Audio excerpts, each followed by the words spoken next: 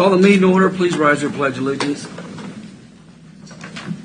I pledge allegiance to the flag of the United States of America, and to the republic for which stands, one nation, under God, indivisible, with liberty and justice for all. Well, welcome everybody. If you have a phone, if you silence it, I'd appreciate it. Next item we have is silent prayer, and Jeff, it's your turn. Mr. Chairman, I'd like to take a moment of silent prayer, please.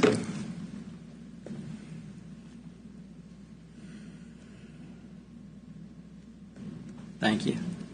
Thank you, Jeff. Okay, roll call. We'll be starting with Commissioner Culberson. Here. Mr. Stephen. Here. Mr. Smith's here. Mr. Dove. Here. Commissioner Reed. Here. All right. Next item is public comment. Do we have anybody that'd like to address the governing body? If so, raise your hands and come forward. Sure, come on up. Good morning. You state your name and address in 5 minutes, and we got a clock for you. Perfect. Not that you haven't seen it before, okay?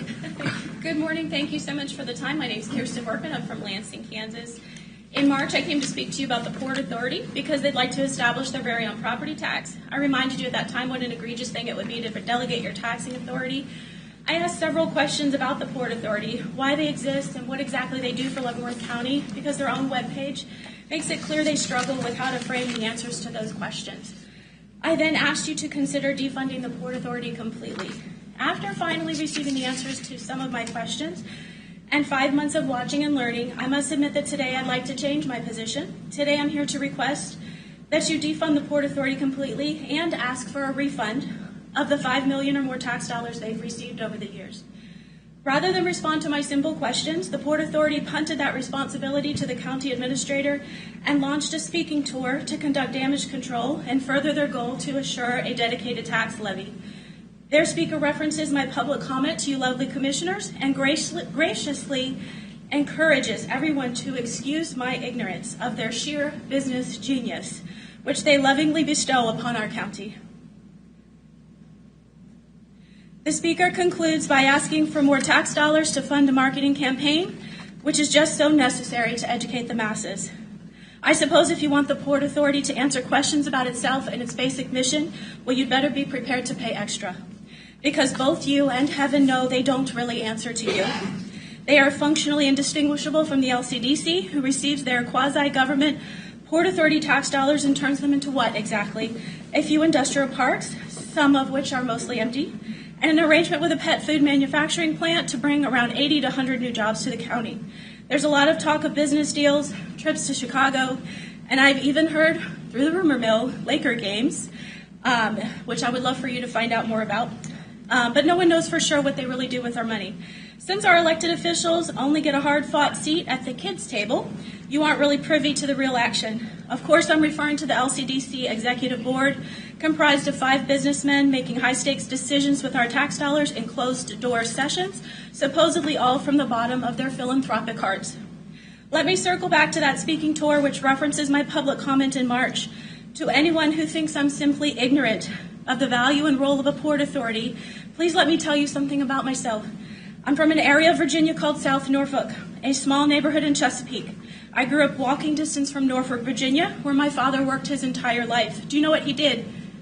He was a longshoreman at the Norfolk International Terminal, part of the 5th largest port in the United States, and one of the world's deepest natural harbors.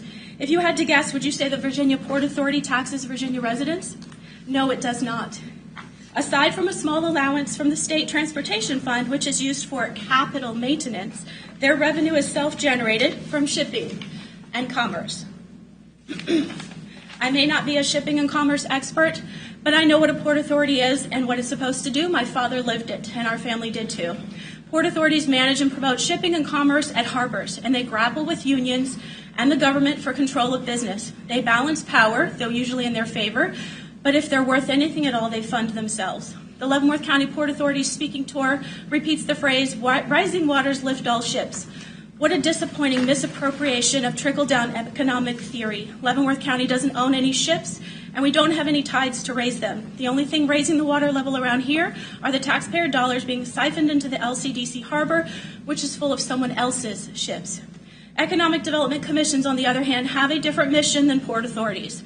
When needed, they are equally valuable for a community, but should be subject to strict government oversight if they operate on taxpayer funds. The LCDC is operating more like an NGO than an economic development commission.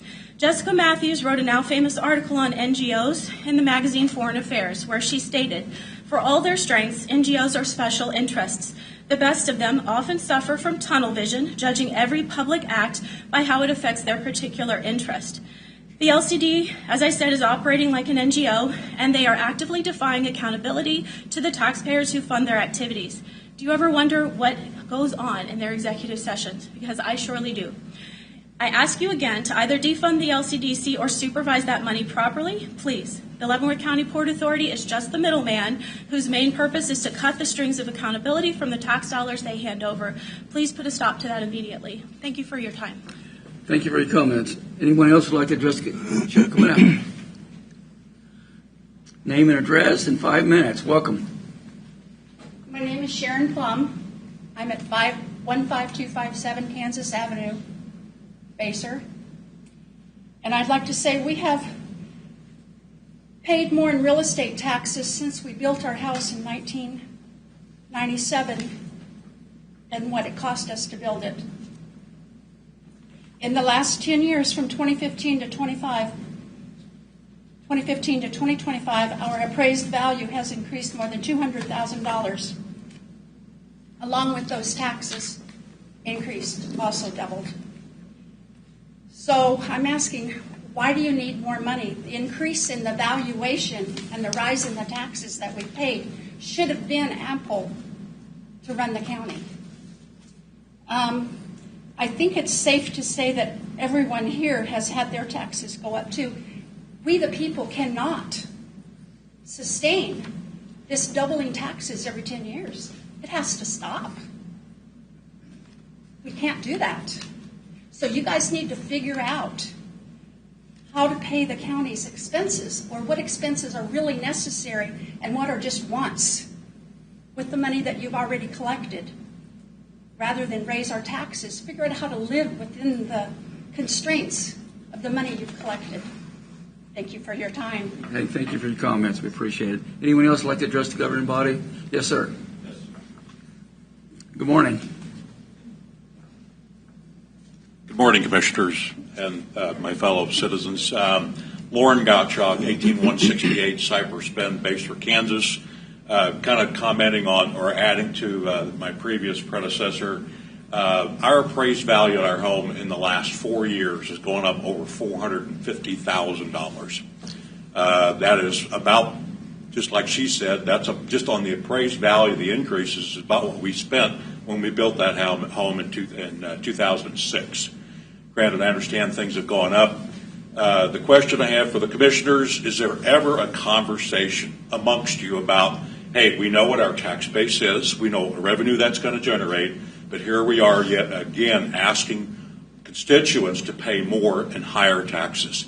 Is there ever a conversation amongst commissioners about, hey, let's figure out how we make the money that we have, because we all do it personally in our own personal household income. We have to live within our means. So does the commissioners. So does our county. So does, and every form of government has that obligations to its constituents. Let's figure it out.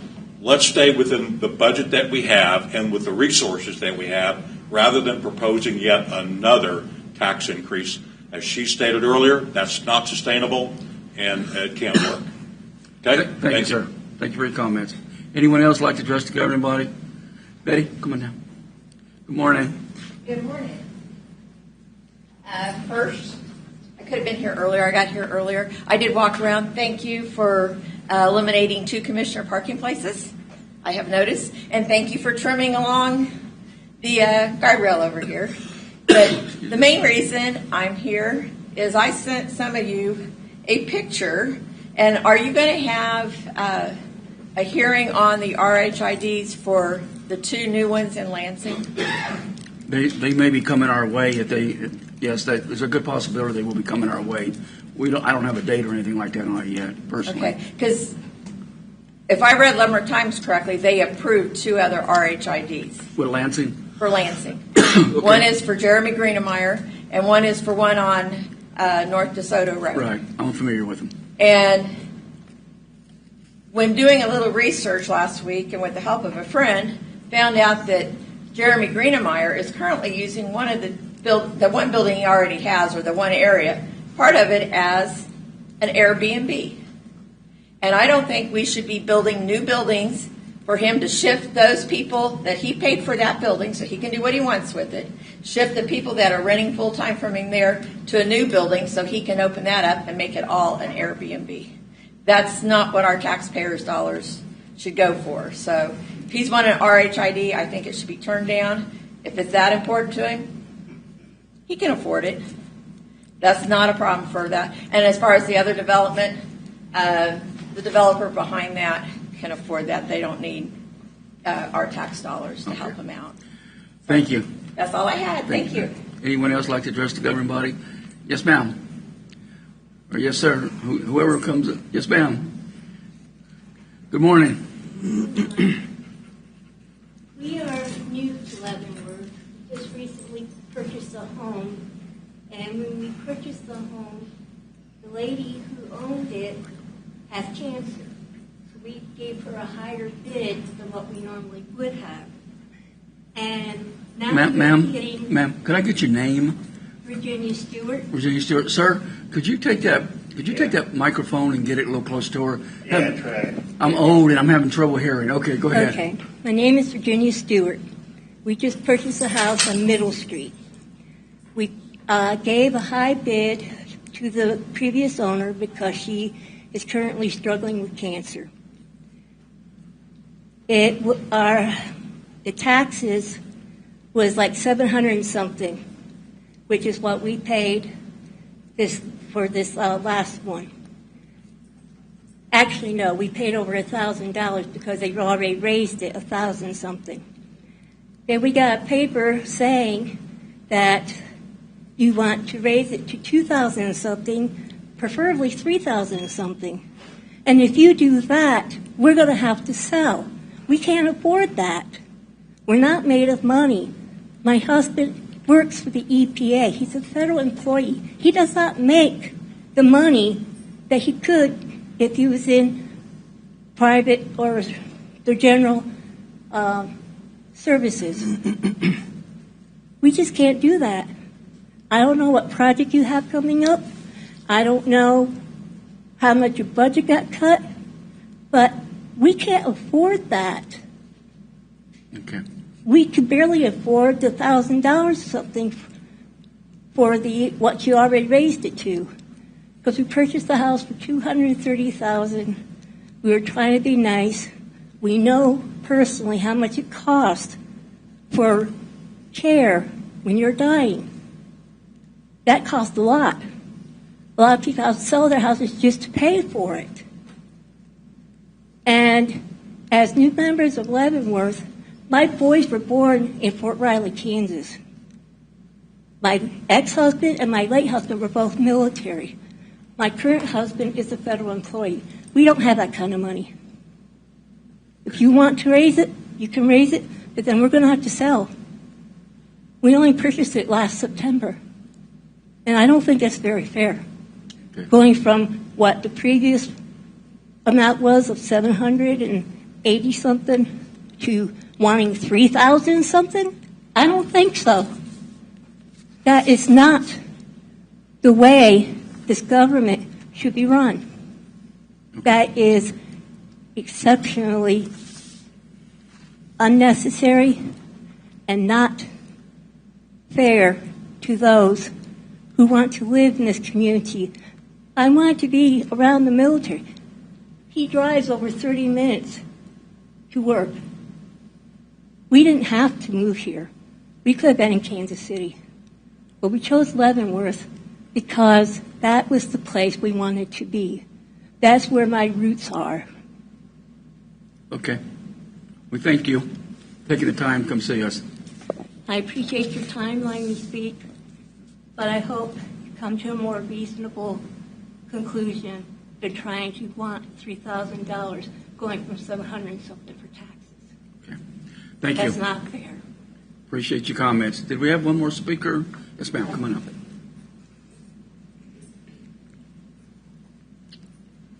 Your name and your address. We appreciate you. You have 5 minutes. Good morning. My name is Sherry Jaster, 2912 Somerset Drive. If I could have everyone just take a glance at me for just a minute. Hi, Jeff. My dad was pretty well known in town, Tiny Jaster. And I have a little bit of a unique history in that Dad, as a builder, built approximately 100 small homes in Leavenworth and brought in about 60 when I-435 was being built. He did this for the middle class people of Leavenworth. He kept them small. We kept the rent moderate. We kept them clean.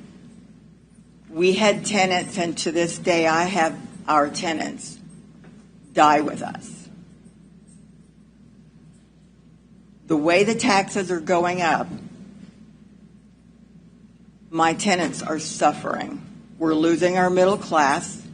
We're especially losing our lower middle class. And I'm watching my own tenants that I've known 25 to 35 years literally not be able to put food on their table. And they look at me and say, if you raise the rent, we may either be homeless or have to leave the community. Excuse me. That's why I brought my water. Allergies. I really need you to reflect inside yourselves. That's not supposed to happen.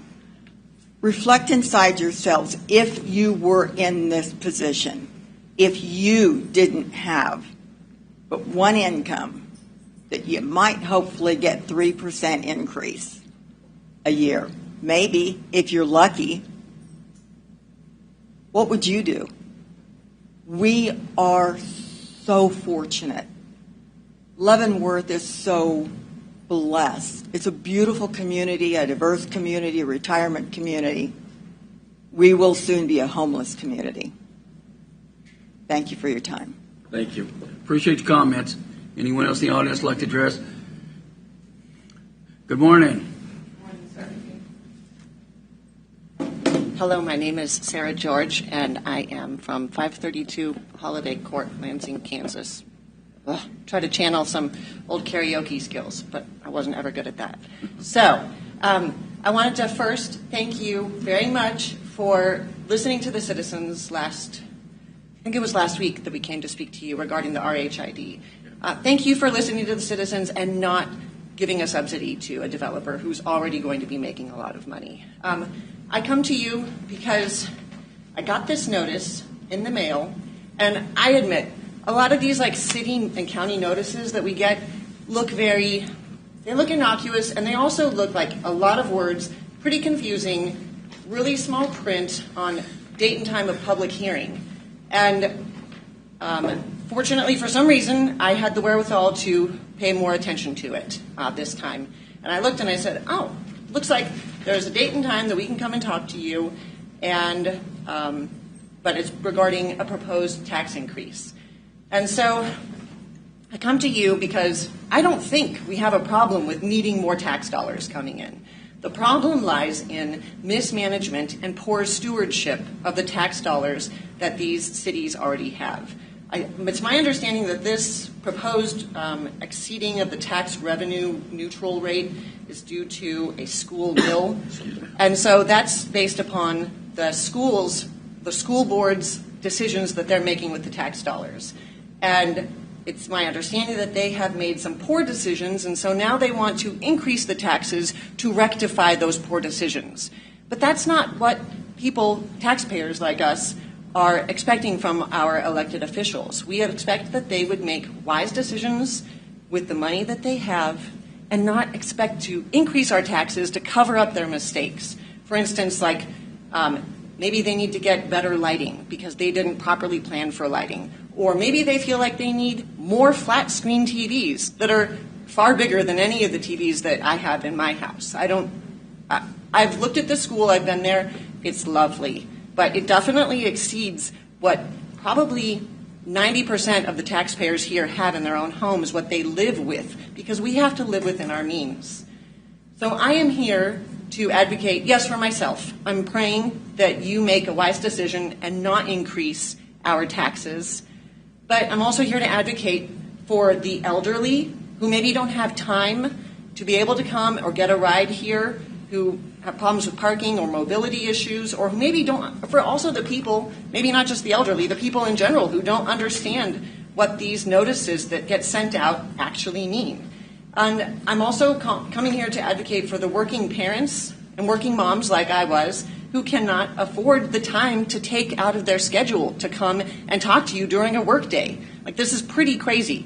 I am blessed because I'm homeschooling my child, and so right now she's doing an assignment while I'm here. That's why I scoot on out. It's not that I don't care to listen to the rest of your meeting. I know you guys are doing important work. But other moms don't have the ability to do that. So my taxes caused my tax increase last year caused an increase in my mortgage payment of over $117. That was just last year. All the previous years' increases that had been happening, I had kind of thought, well, it's kind of just something that happens. But now it seems like it's every year, and it's right near at least $100 increase. Like, that's bananas. If I did that to my own household budget, people would be saying, what are you doing? Why are you continuing to spend so much money? So citizens have to steward their resources, their dollars, by making choices not to get a new car, to buy things that are on sale, or not take a vacation, which we have not done. But we can't avoid tax increases because they're forced by the government. You all are the arm of the government to forcibly take tax dollars from citizens. And usually we're supportive. Like, there are necessary and required government expenses that we understand. But we also expect you to be wise with how you steward our resources. You have a tax base made up of working class people and veterans who want to be close to the VA office here. And you have older people and people who liked the small town atmosphere of Leavenworth who wanted to stay here. I just pray that you would make decisions, and your decisions by rejecting increases that the school board wants to do, also communicate to them, hey, you guys have to be better stewards of your dollars. So you can use your authority over them to help guide them in their decision making. If they just continually ask for more money and we give it to them, there's no cause and effect happening here. There will be no learning. So thank you very much for your time, and I hope you have a good meeting. Bye-bye. Thank you. Anyone else? Yes, sir. Come on up.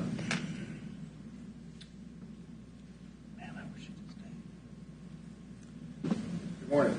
My name's David Espenshade. I live at 14517 Amanda Lane in Basin. My wife and I built what we considered our dream home in Leavenworth County in the year 2000. Admittedly, it was larger than the average home. Could you bring a mic up? We spend the rest of our lives here. Sir, could you put it? You can hold it too if you want to. When you see, we're having trouble hearing you. That's okay. We built this home with the idea that this would be our forever home. And it would have been, but as others have remarked about the cost of taxes increasing on us, to put it in perspective, our tax base, or what we were paying for taxes on this home, admittedly above average, but that cost had reached a point where it was no longer sustainable for us. And we sold the home and still love Leavenworth and want to live in Leavenworth County. So we bought, they call a villa half of a duplex in layman terms. My taxes on that half a duplex is as much 4 years later as what I was paying on a 3,600 square foot home on a lake. Please put that in your own perspective. Look at your own lives, your residents here. You've experienced much the same thing. I know you're charged with trying to operate a large government body, and that's quite an undertaking. I respect that. has been pointed out by others, maybe there has to be a little more look into each department individually if they're truly being economically run and accomplishing what they're supposed to accomplish with the funds available to them.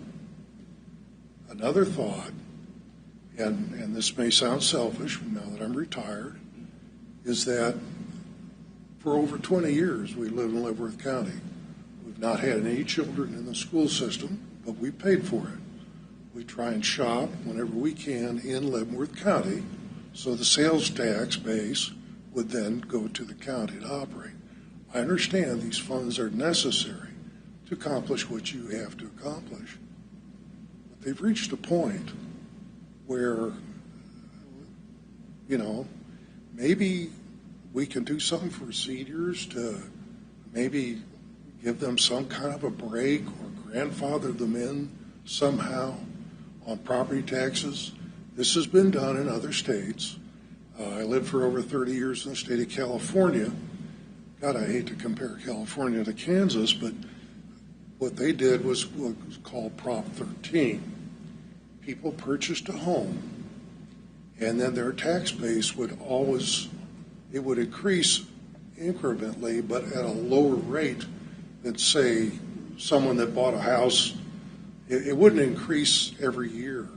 If you stayed in a home for 20 years, it would increase, but not at the same rate as, say, somebody bought a house, 3 years later sold it, bought another house, and moved on. If there's any way that is something that you could work into your system as a consideration.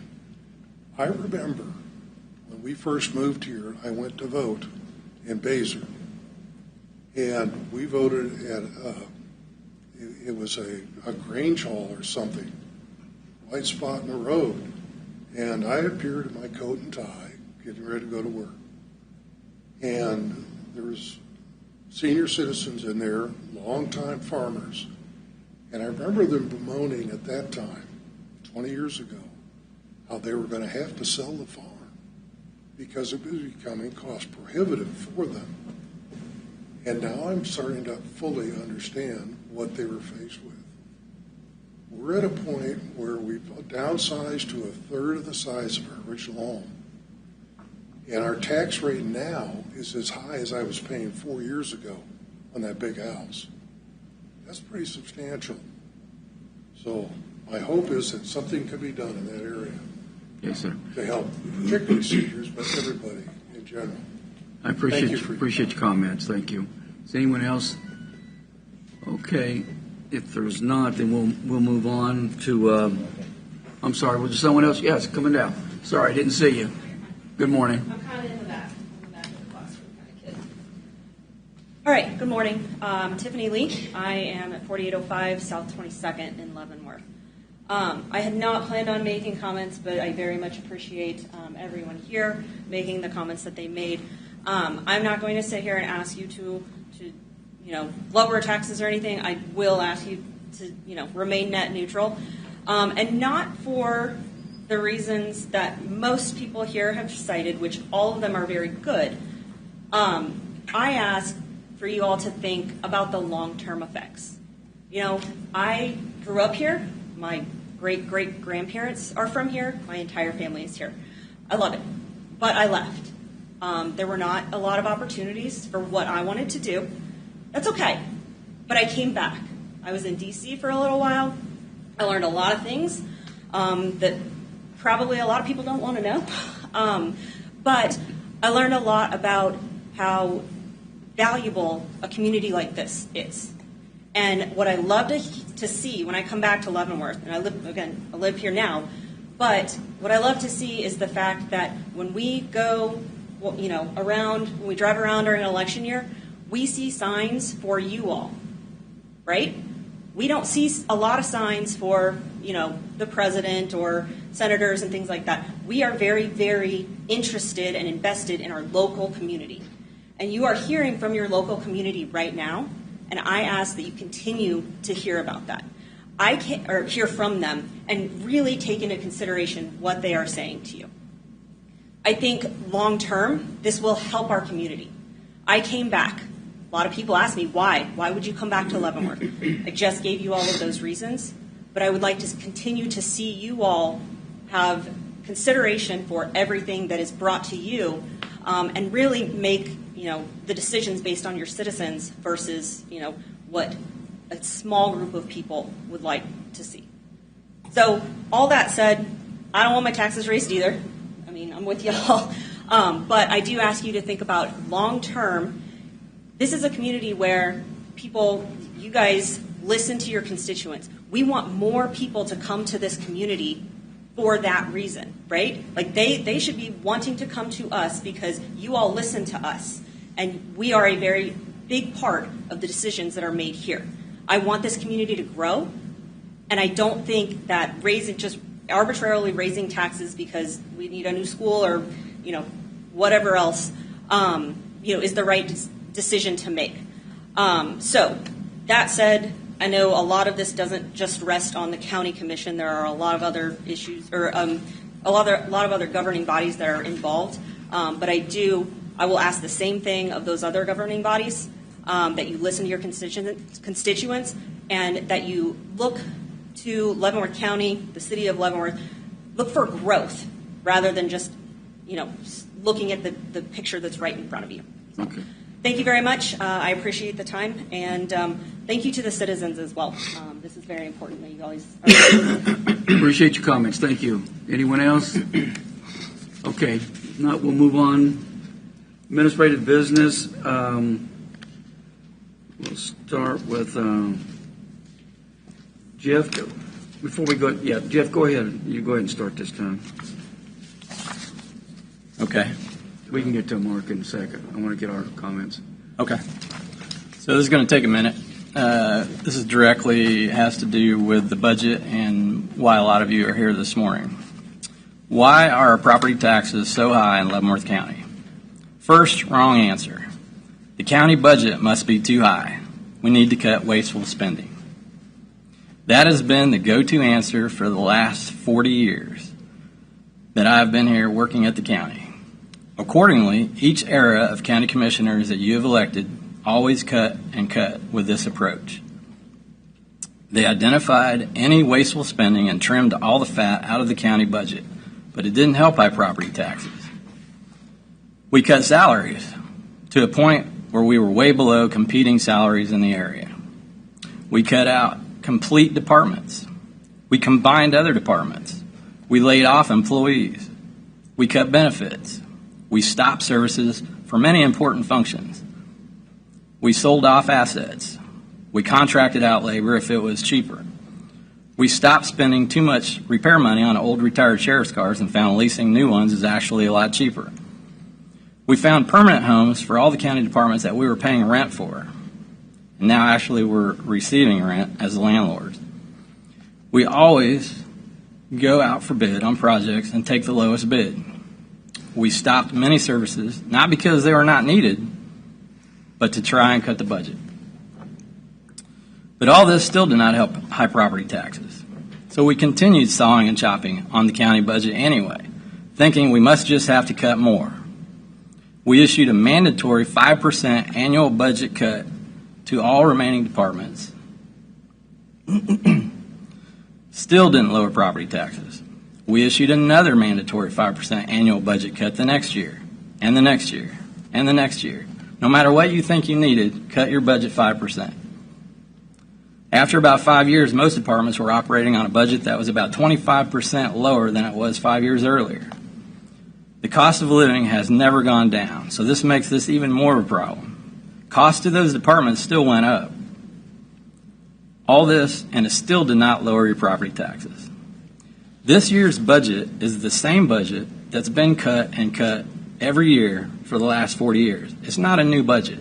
It's not like, oh, here's a new budget, let's go through it and see if there's any wasteful spending in it. This is the same budget that we've been working on for 40 years and chopped it every single year. Stop asking to cut services to yourselves. That's not the answer. The county budget has reached an irresponsible level in every single department. Near as I can figure, the annual county budget is about $30 million short of what it should be, to provide the services to the taxpayers that you should have. But because of public outcry over the high property taxes has been so loud in this county that kept cutting and cutting until we now have nothing left to cut except very important services. Cutting the county budget does not work because that is not the problem. Unfortunately, there's not just one problem, there are several. But almost any one of these could fix your high property taxes by itself. It's all about understanding the numbers and the difference between the types of taxes, mainly property tax, sales tax, and income tax. One reason cutting the county budget never works is because only about 28% of most people's property tax bill even goes to the county. You can't expect that even a big cut to a small portion of your tax bill will make much difference. For reference, even if we cut the county budget in half, fire half the people, get rid of half the ambulances, get rid of half the sheriff cars, it would only make about a 14% difference on your taxes. The biggest problem causing high property taxes in Leavenworth County is because the state is making every county use property tax to cover the budgets. A property tax system does not work well for about a dozen counties like us. Leavenworth County is 56% property tax exempt, so only 44% of you are paying all the bills. That in itself has you paying over twice as much as you should be paying. Fort Leavenworth, federal prisons, state prisons, church-owned property, and schools all add up to over $3 billion in valuation that is all property tax exempt. They don't pay any property tax to maintain our roads and bridges, to blade our snow, to replace worn-out equipment, to use our ambulance service, police, fire, mutual aid, et cetera, et cetera. They use it all, but only me and you pay for it. The federal government, causing the biggest problem for this, already acknowledges this is an issue. They understand some cities and counties could not afford to operate without a pilot check, a payment in lieu of taxes. If a community has a DOI facility, the feds pay those communities millions of dollars to replace the lost property taxes. But if a community has a DOD facility like we do, they don't pay the community a pilot check because they feel there's a trade-off for jobs. DOD facilities usually come with a lot of jobs.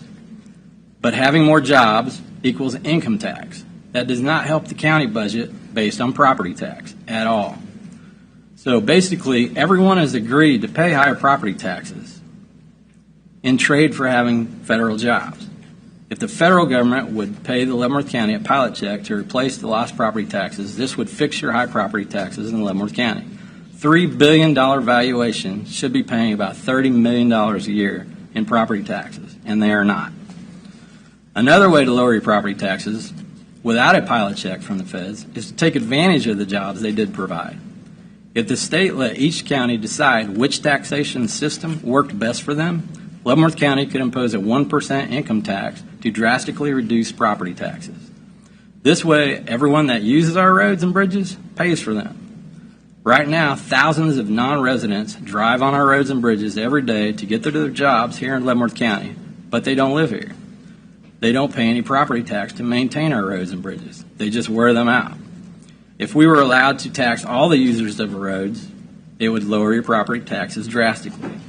This process would not raise any more taxes. It would just simply lower your property taxes by however much is generated by the income tax, shifting some of the weight off of property tax. In essence, right now, 10 people are driving on our roads. 6 of them are exempt from paying property taxes.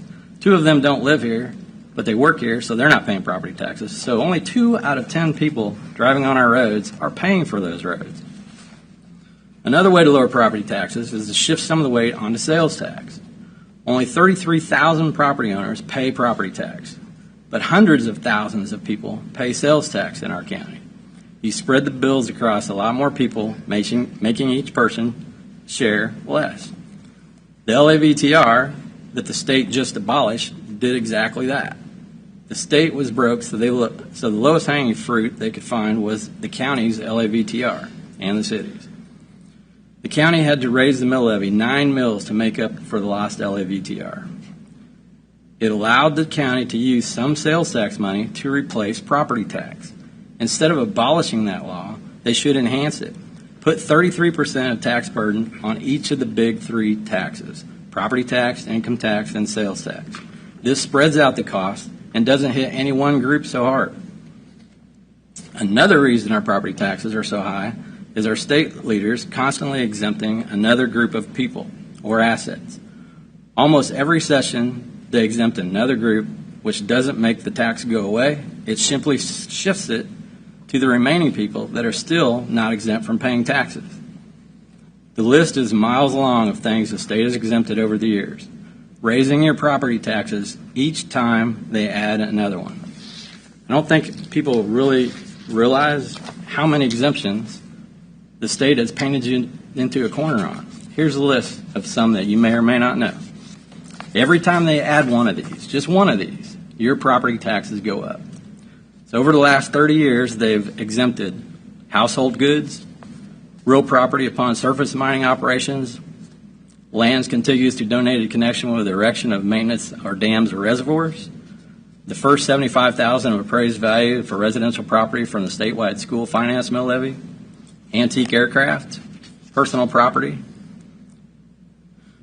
valued under $750, any antique utility trailer, watercraft under human power, antique utility trailers, specific items of personal property, any off-road vehicles, motorized bicycles, electric assets, scooters, any trailer with gross weight of 15,000 pounds, any marine equipment, including watercraft, any watercraft amended to that, motor vehicles owned by a Kansas resident that is actively in the military service, recreational vehicles owned by a Kansas resident that is full-time regular military, personal property that is owned by non-resident military service members, farm machinery and equipment, aquatic machinery and equipment, Christmas tree machinery and equipment, livestock, hay, silage, farm storage and drying equipment, grain, property of new or expanding business that creates new employment and is used manufacturing, storing, traded commerce, interstate commerce, industrial revenue bond funded property, renewable energy resources or technological property, personal property actually or regularly used predominantly to collect, refine, or treat landfill gas, transportation of landfill gas equipment, personal property moving in interstate commerce, stored in warehouses, storage prior to shipment, business aircraft used predominantly to earn income, merchants and manufacturers inventory, construction hand tools, mechanics hand tools, motor vehicles held in inventory for sale by motor vehicle dealers, certain low producing oil wells, any item of machinery, equipment, material, and supplies which had a retail cost when new of $1,500 or less, personal property held for sale or display at and in connection with a fair, exposition, trade show, or auction, certain leased property associated with property exempt under Article 11, commercial and industrial machinery and equipment purchased after 2006, telecommunications and railroad machinery and equipment purchased after 2006, any new or expanded integrated coal gasification power plant property, any new expanded restored crude oil refinery, any new crude oil, natural gas liquefied pipeline, any new or expanded integrated coal or coke gasification nitrogen fertilizer plant, new or expanded biomass new energy plant, new nuclear generation facility, waste heat utilization system, storage and blending equipment, petroleum-based fuel and biodiesel, ethanol or other biofuel, carbon dioxide captured, sequestration or utilization property, and electric generation unit which captures and sequesters all carbon dioxide and other emissions, electric transmission lines and appurtenances, new automobile manufacturing property, any new electric generation facility, wearing apparel, household goods and personal effects, property acquired by the Secretary of Transportation, property acquired by the Kansas Turnpike Authority, property used exclusively by the state or municipality or any political subdivision for right-of-way purposes, motor vehicles owned by used exclusively by the state, municipality, or political taxing subdivision for government purposes, vehicles owned under 501c, motor vehicles owned and maintained outside the state by Kansas resident military personnel,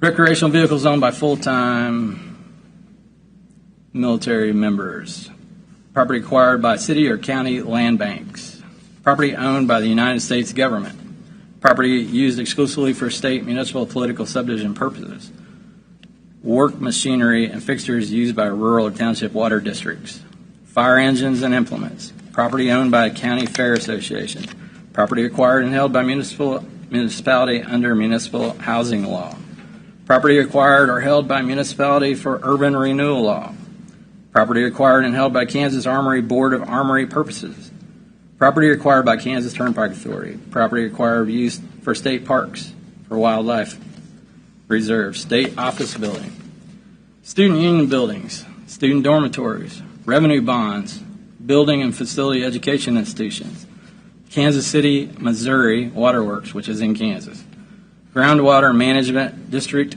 property, joint water districts, property acquired by the Secretary of Administration for purposes, industrial training centers to VOTEX, personal property contained in dormitory that is exempt, real property transferred by the city of Olathe specifically to KSU Foundation, all real personal property owned in post-secondary educational institutions, all housing developments located in the U.S. Department of Defense military installations, all utility systems and appurtenances located on the U.S. Department of Defense military installations, land owned by a municipality that is part of a public levy, municipal airports and airport authorities, Strother Airfield, waterworks plant in Kansas City, municipality-owned buildings, property for state education institutions.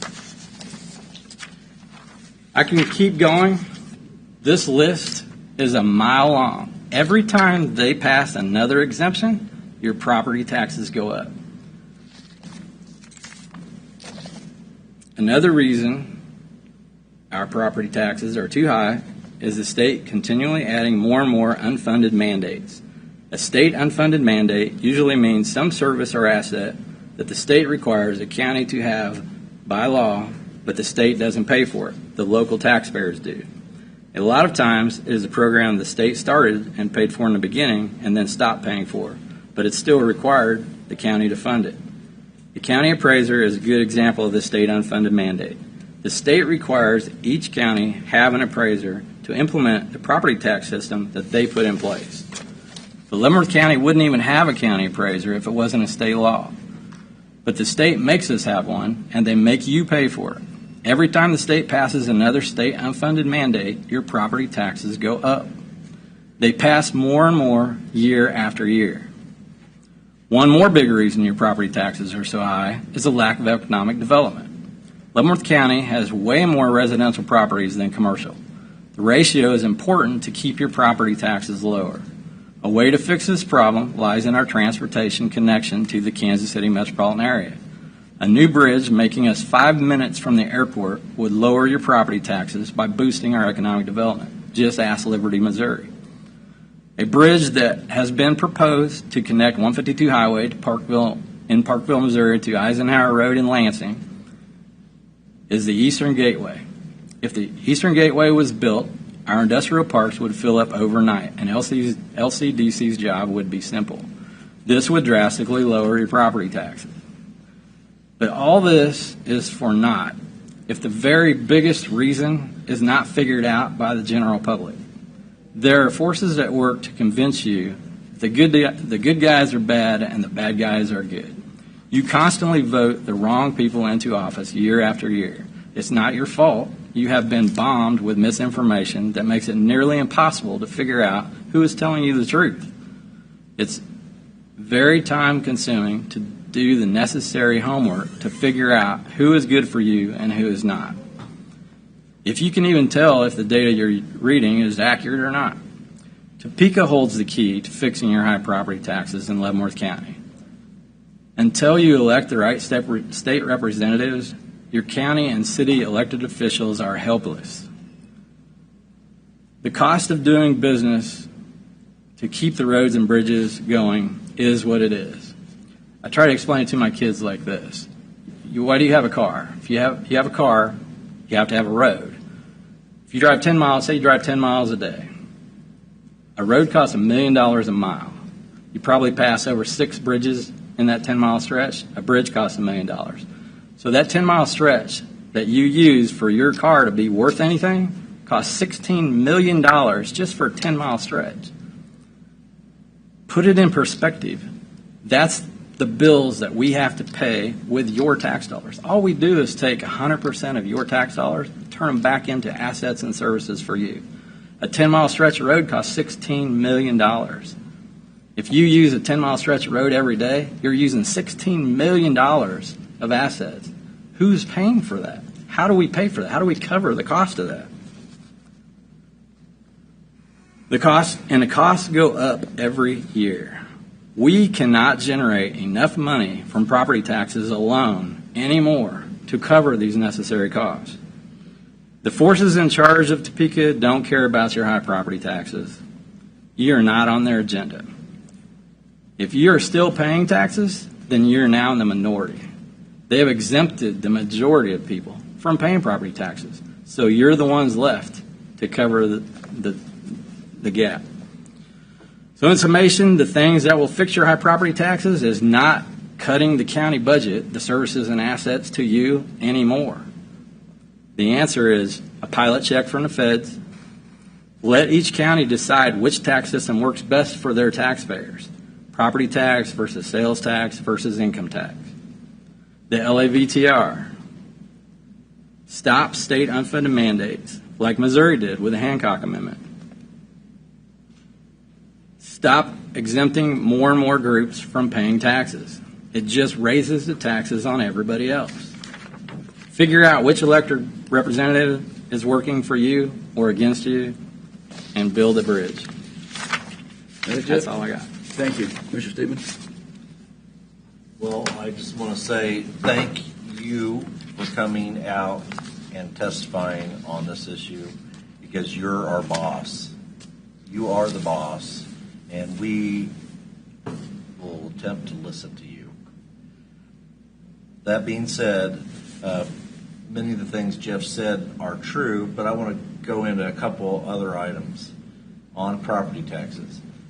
If you take $1 of your property tax that you pay, and this does depend a little based on the school district, because the school district mill levies are different. But on average, the county portion of your property tax is about 25 cents. The school district portion of your property tax is about 60 cents. Then the other subdivisions of the state, the cities, the townships, the library boards, the fire districts, make up the remainder. So when we're talking about coming to the county and talking to us about your property taxes, it's very important. And I'm going to propose some changes that we can talk about and debate, because there are areas in the budget that can be reformed and changed. But I like to see those areas that we reduce the least services and get the biggest bang for. But we're going to talk about that when we get into the budget. But the problem is, people look at your tax bill says Leavenworth County, but have you been to your school? Have you talked to them about your mill levy? Because more of your mill levy is controlled by your school district than we can control right here. The second part of this is the fact that Kansas has this system in the Kansas Constitution, the property tax valuation system that we have, which bases our property taxes on comparable sales. So if somebody moves in from Johnson County and pays a high price for a home, that drives the price of your home up. And it's based on comparable sales because of the valuation. The valuation increases, that drives your property taxes up. So what we as a commission have proposed and asked the legislature is that they put a cap on property taxes. 26 states in the United States have some version of a cap on property taxes. Kansas does not. So you will see spikes on your property tax. It could go 15%, it could go 20%, there's no limit. If you had the cap, yours would be capped no more than 3%. So that's what we've asked our legislators. And you folks here, our boss, I would just urge you to contact your district representatives and your senators. Ask them to cap property taxes on the state level. We can't do it on the local level. We don't have the ability. It's in the Kansas Constitution. Last session, SCR 1603 had a 3% cap. It passed through the Kansas Senate with a 2/3 majority. It went over to the Kansas House, and they killed it. Had they passed it in the Kansas House, it would have gone to you, the voters, to decide if you want to cap property taxes in the state of Kansas.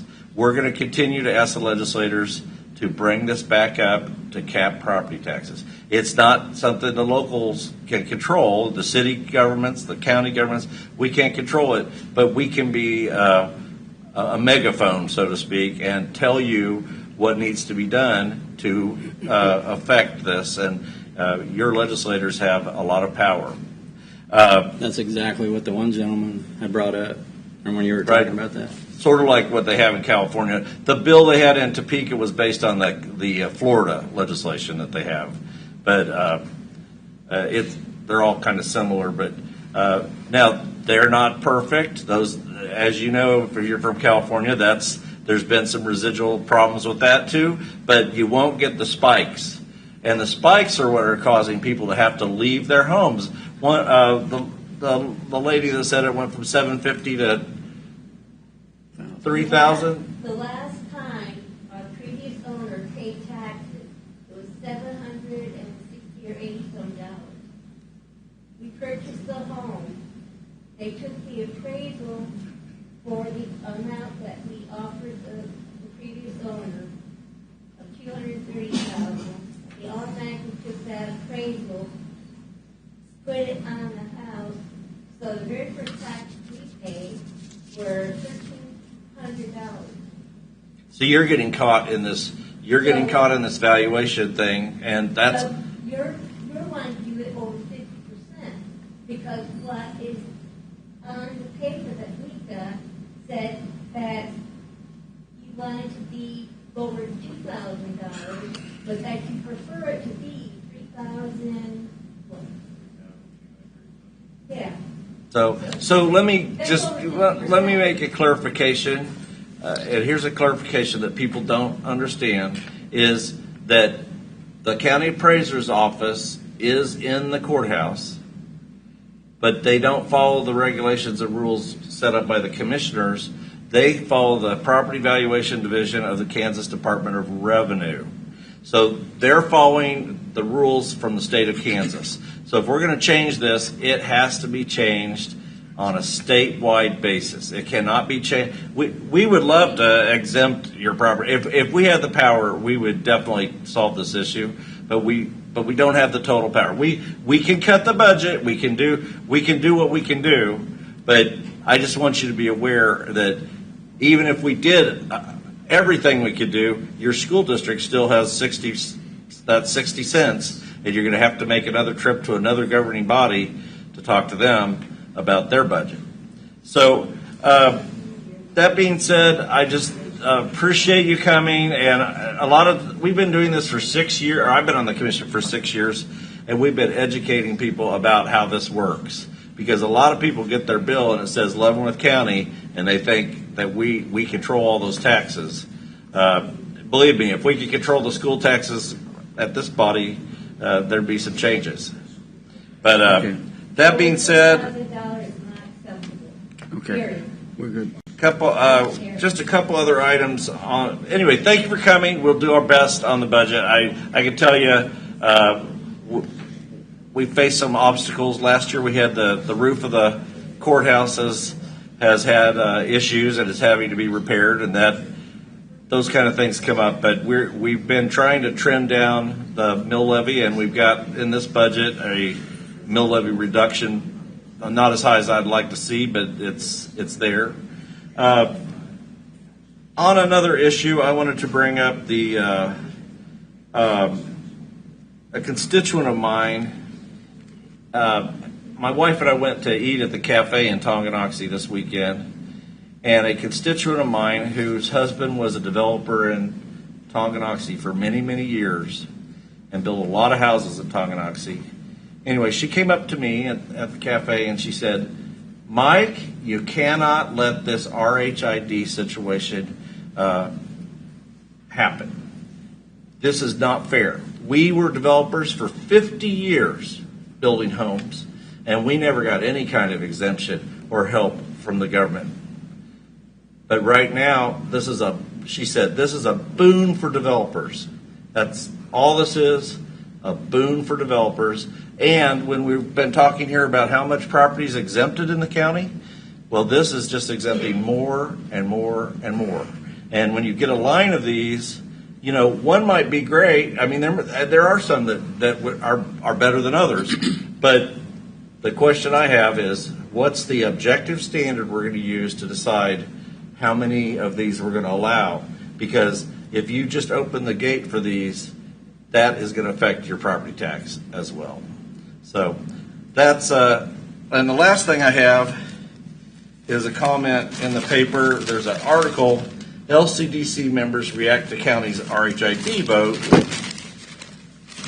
And one of the gentlemen from the LCDC stated that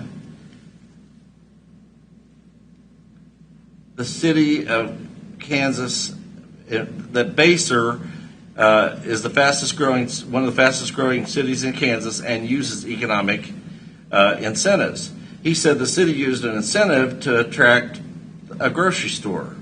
The $1.9 million economic development grant approved for the store in Baser will be paid through rebates from the city's share of sales tax and property taxes generated by projects, according to a 2024 resolution. I just wanted to point out that we have not taken a position in opposition to commercial abatements in some cases. This is not commercial abatements. This is residential abatements on residential housing. And I see it as a completely different animal. And folks, when we're depending so much on rooftops in Leavenworth County, to put more exemptions out there is going to be very difficult. So I appreciate you being here, and that's just a little bit of information. Just address a couple things real quick. I've been talking about this quite a bit. I'll be very clear. I'm not against all RHID. It depends what it brings to the county for the citizens and for the city. Some of them can work well, and some of them are like the one we voted down last week. I just couldn't go that way because I think it hurt. But there's going to be some more coming through. RHID is nothing but a tool like neighborhood valorization and other things that people use to try to bring things in. You have to value and look at it and see if it works for us and what's the return, so we can get a return on, so we can lower property tax. After saying that, I'm changing gears on a couple of things on mine. LCDC is coming next week, Mark, the Port Authority. They're asking if we have any questions or anything they'd like to present to us next time. Please reach out to them. I had the opportunity to have lunch with Tim Vandal, the Lansing City Administrator, this past Monday, and we talked about our HIDs and all kind of things going on. I know there are going to be a couple coming on. In fact, I was just told that one was passed. If you want to see the sites, and I think this is very important, if you want to see the sites that they're looking at, just reach out to Tim and he'll take you around. That's important too, because some of them are in blighted areas for nothing else, and you need to look at it. That's when I say when you reach and use economic incentives, make sure they're trying to help.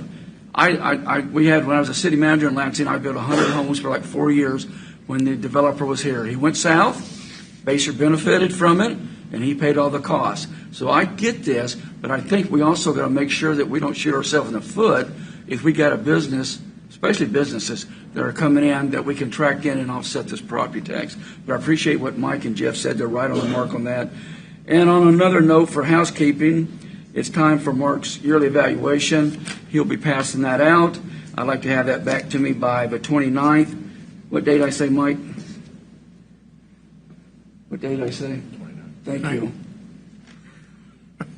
So we can go over his evaluation. And with that, trying to make sure I'm listening to you. I know you don't sometimes. You got those railroad ears, Mike. That's what it is. Okay, that's all I have. Mr. Duff, what do you have? Thank you, Mr. Chairman. I really do appreciate individuals coming forth today and speaking exactly what is happening to them. On a personal level, Coming from the state of Kansas as a state rep for 8 years, I have seen some things there that are very, very true coming from the commissioners here.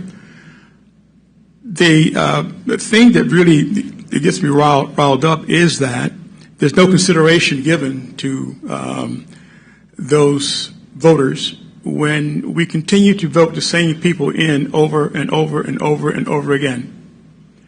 And what's happening is that those individuals are funded by commercial interests that are causing them to vote the way that they do because they want to stay in office. I get that.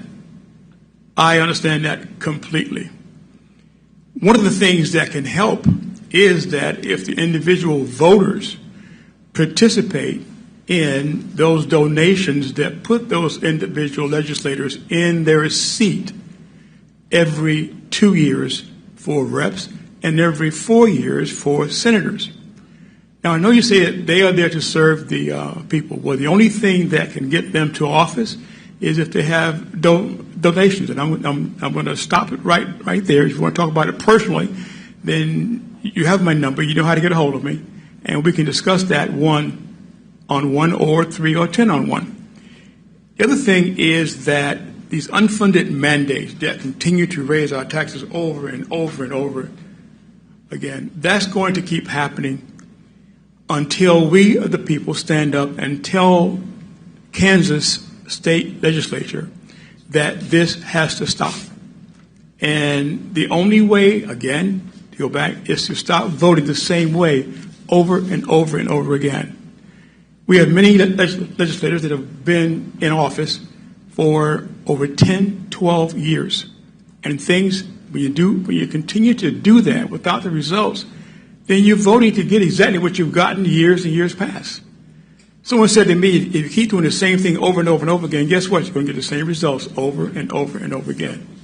So I would implore you to, one, keep coming back here, keep raising your voices, and keep saying that my taxes are too high when they are too high. But there are things that I never knew before I came here. Commissioner Culberson states one point that I was so surprised. Is the federal government, okay, they acknowledge that they need to participate in the tax revenue, a pilot program that would actually bring more dollars to the state, to Leavenworth County for their existence here. Their argument is that, okay, well, we're bringing individuals here that are going to bring more tax dollars. Okay, maybe, but I don't think so. From what I've seen, from what has happened, I talked to an individual senator and his chief of staff. Excuse me for stuttering. And they said, "Well, yeah, we want to do it, but it's going to come up later." Yep. When is it going to come up? When is that going to happen? So I'm in the process of talking to them one-on-one and getting something, not just a handshake, but an actual introductory to our taxpayers to tell us why they cannot come forth with some formidable action that's going to help us. Yep. Jeff has worked on this thing before, 5-6 years, and he gets the same answer over and over and over again. I've only worked on it for a period of about 7 months because I just couldn't understand how these numbers were being juggled and Leavenworth County is not getting the benefit. I don't want to ramble over and over and over again, but everything that these gentlemen have said to you is absolutely true. There's not a false statement here that I've heard and I've seen in the paper. There's not one here. The problem is in the Kansas State Legislature. And I will repeat that to any of them face to face.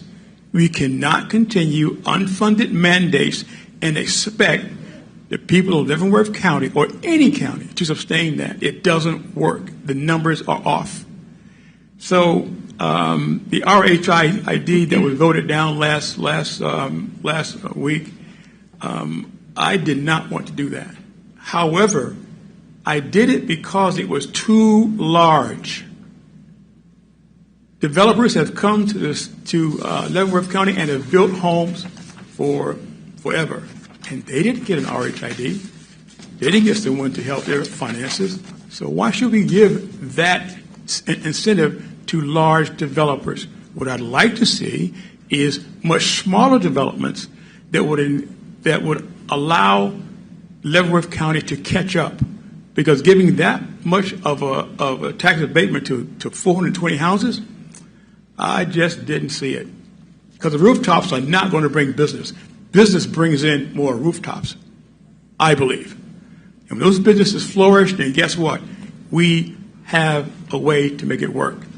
We have to make Leavenworth County more accessible to commercial businesses, which the idea, Representative John Bradford, years ago had the great idea to bring in a like I-35 exchange around Leavenworth County in order to bring in those commercial businesses. Patriot Highway. Yes. Yeah, that was it. That was a fantastic idea, but guess what? It got voted down. No one wanted to do it. Kansas Roads Department, no, can't do that. Doesn't make sense to us. Well, they're there and we're here. We're the ones that need that development. So and guess what? He got voted out. Representative John Bradford got voted out because, not just because, but his vision was 15 years going forward, and no one could actually see that. I had doubts about it, but when I studied the plan, John, you are absolutely correct. That could have helped us a lot. I'm not going to go on. The other thing that I'll say this, and then I'll stop. I do believe that senior citizens whose income will not increase, there should be a mechanism put in place that will allow their real estate taxes to level off to where they're not continually going up and up and up and up. Because that cannot sustain. Yep. Their dollars are not going up, but guess what? Their groceries are going up. Their milk, their eggs, their kitchen table economics are offset. So I would like to see us as commissioners look at that just a little bit further and have some meetings on that with the individuals. Everyone, we're in this all together. I'm in it with you guys because you guys voted me here to be here to make those changes. I thank you for coming, and if you ever want to talk, you got my number, and the office is I'm always open. I don't come here all the time, but I will be here. If you want me to be here, just let me know. I'll be here. Thanks for coming, and I'm going to stop rambling because my voice is going. Mr. Chairman? Yes. Can I follow up something Willie Go right said ahead. before I forget? So something I probably should have said after I said what I said, now that Willie's talking about this, it brings it up. The things that I talked about, this commission has actively went after trying to get done for you. For instance, the pilot check from the feds. We've been working with them for 5 or 6 years now. We broke it down a little bit more in asking them to pay a contract fee for the ambulance service. Fort Leavenworth was using your ambulance service. It cost me and you $2 million a year to operate our ambulance service. They don't pay any of that. So we asked for them to pay for the ambulance service instead of getting it for free anymore. Let each county decide which tax system works best for them. We actively introduced 2 bills in Topeka that does just that. It was shot down. LAVTR, we try to educate the public on what the sales tax LAVTR was. The state abolished that. Right in the middle of us trying to get that for you. Stopping state unfunded mandates. Every time we meet with our state representatives, we ask for that. Stop exempting more and more groups from paying taxes. Every time we meet with our state legislators, that's one of the things on our agenda that we talk to our state legislators about. Stop exempting more groups. and build the bridge. We paid for a feasibility study. We even found builders for the bridge, and that idea was shot down. So this commission is trying to lower your taxes in ways that will work. But cutting services and assets to yourselves when we've already cut you, I don't hear anybody saying I get too much service from the county. There's too much service. I'm getting too much from the county. I don't hear anybody say that. They want to know when you're going to mow the grass, when you're going to fix that culvert, when you're going to blade the snow. If we close a bridge and we have a detour down a gravel road for a couple miles, we hear from those people living on that gravel road, like, why don't you spray some dust control on there? We used to, but we cut it out of the budget. All these things we've cut out of the budget is services and assets to you. That's not the problem with your high property taxes. These are the problems with your high property taxes. I just want to make sure you know that we're working on the solutions, not things that won't help you. Yeah, one thing too that also, you're allowed to, in Topeka, you're allowed to testify on certain bills. Last year and the years before, we've had commissioners go up there and testify. Sometimes you have to take the fight to them, for not better words, and let them hear from you, because it seems to me we opened the doors up Wednesday. We changed the rules so everybody can speak now a few weeks ago, which I think is great. We're here all day if you have to be. Everybody needs to be heard. Before, you had a time limit, only so many people speak. That's not what this is supposed to be about. So we entertain everybody to come up here and speak. And we'll sit here and listen, as long as you don't repeat yourself, for the same time. But you also need to look at the people that you've elected, whether it's us, whether it's people at the state. But I'm not trying to keep pointing the finger at the state, but I was the mayor in Lansing for 4 years, I was their city manager for 15, and I can tell you I didn't really realize what the problems were until I got on the county commission about 5 years ago. And you've got to hold the state folks accountable. Now, that's not all of them. I know some of them have gone to bat for you, tried very hard. But until we come as a group, until we start showing up in Topeka at their doorsteps, it's not really going to change, because there's leadership issues up there that are not helping the county, and there's lobbyists up there that are not helping anybody in the state. So we've got to come together and start making our voices heard. And some of y'all speak very doggone clear, so I think maybe you might want to take a visit to the state come January when they're back in session. Anyway, as Mike and Jeff and Willie said, I appreciate you coming out and sharing your thoughts, and we'll continue this. Ms. Reed, it's your shot. Thank you so much. I appreciate it. I had a question. You guys speak about the unfunded mandates. What was the last year that one of those was established? This year. And last year. Every year. Which one was that this year? What was the last one? Revenue neutral was one. Revenue the latest neutral one? was this year? That was last year, I think. 24, 25. I can make you a list. Okay. There's a long list. I'll get you a list. Because I was looking over the list that was being shared around on social media. List juvenile detention, coroner, district court, health department, appraiser, noxious weed, bridge inspections, outside agencies, so I wasn't sure exactly what we were talking about. Surveying, register of deeds, waived fees, clerk notices and elections, defense attorney, employee benefits, and LAVTR. So that's the list that I was referring to. That's just a partial list. There are hundreds.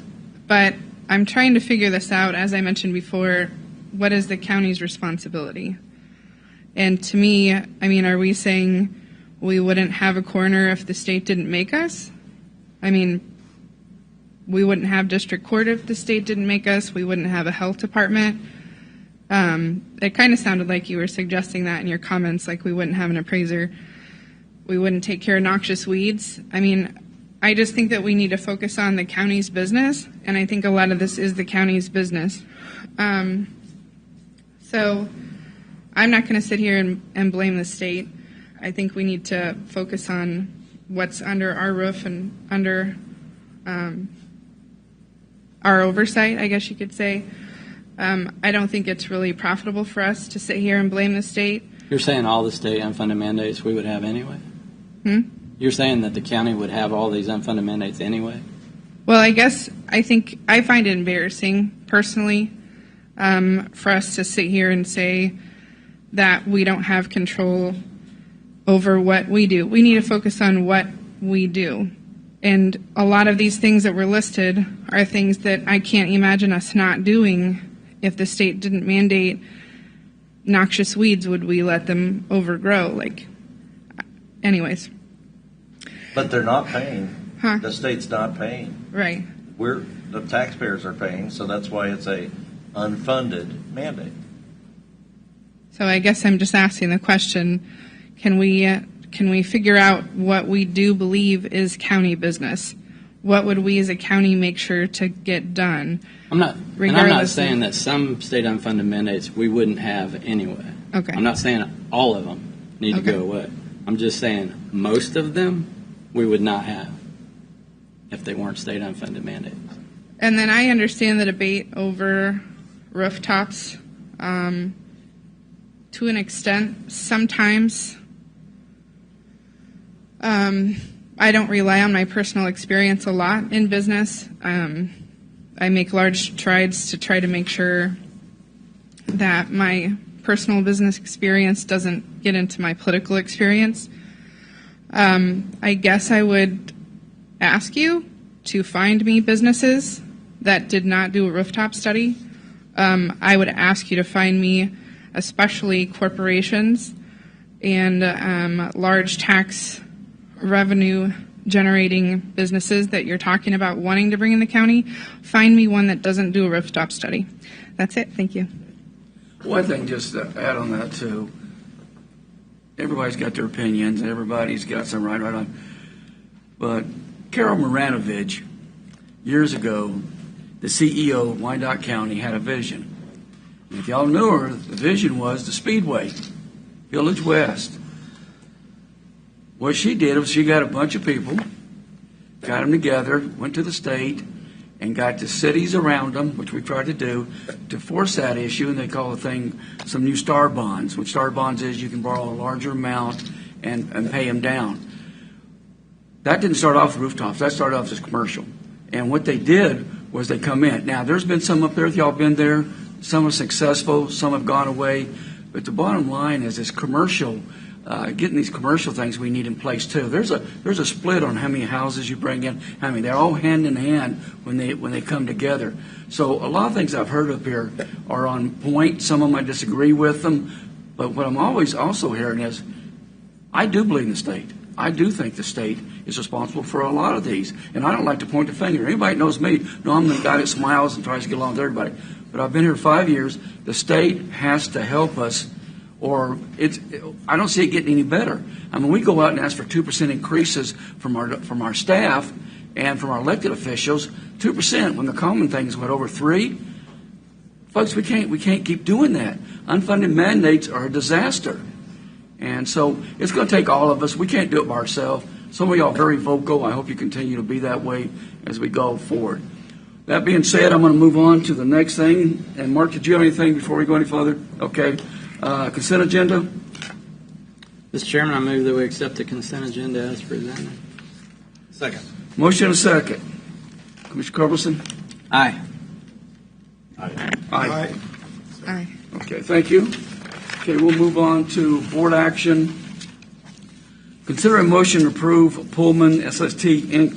for the base bid and agreement with the trainer for the substrate for the outside the courthouse in the amount of $5,879,450 with a 5% contingency fund. Mercy. Go ahead. Yes, Commissioners. Before you guys today, you would have received the bid tab as well as a recommendation from Trainer. Trainer decided to recommend Pullman over Bully Andrews for multiple reasons. One, there was a $7,800 and some change difference. This does exceed Bully Andrews by $7,800. The reason that they recommended Pullman over Bully Andrews was due to the fact that Bully Andrews added a $100,000 contingency fund in there, as well as they removed any landscaping repairs that were part of the bids. So anytime that they damaged the landscaping, they weren't going to replace it. That in itself would be significant, more so than the base bid of Pullman. What you have in front of you right now and the recommendation that you have is for the courthouse to go back with a terracotta as well as the copper roof on the porticos. That is what Trainer recommended. The reason they recommended that is, one, that would be an instantaneous tax credit of the 40%.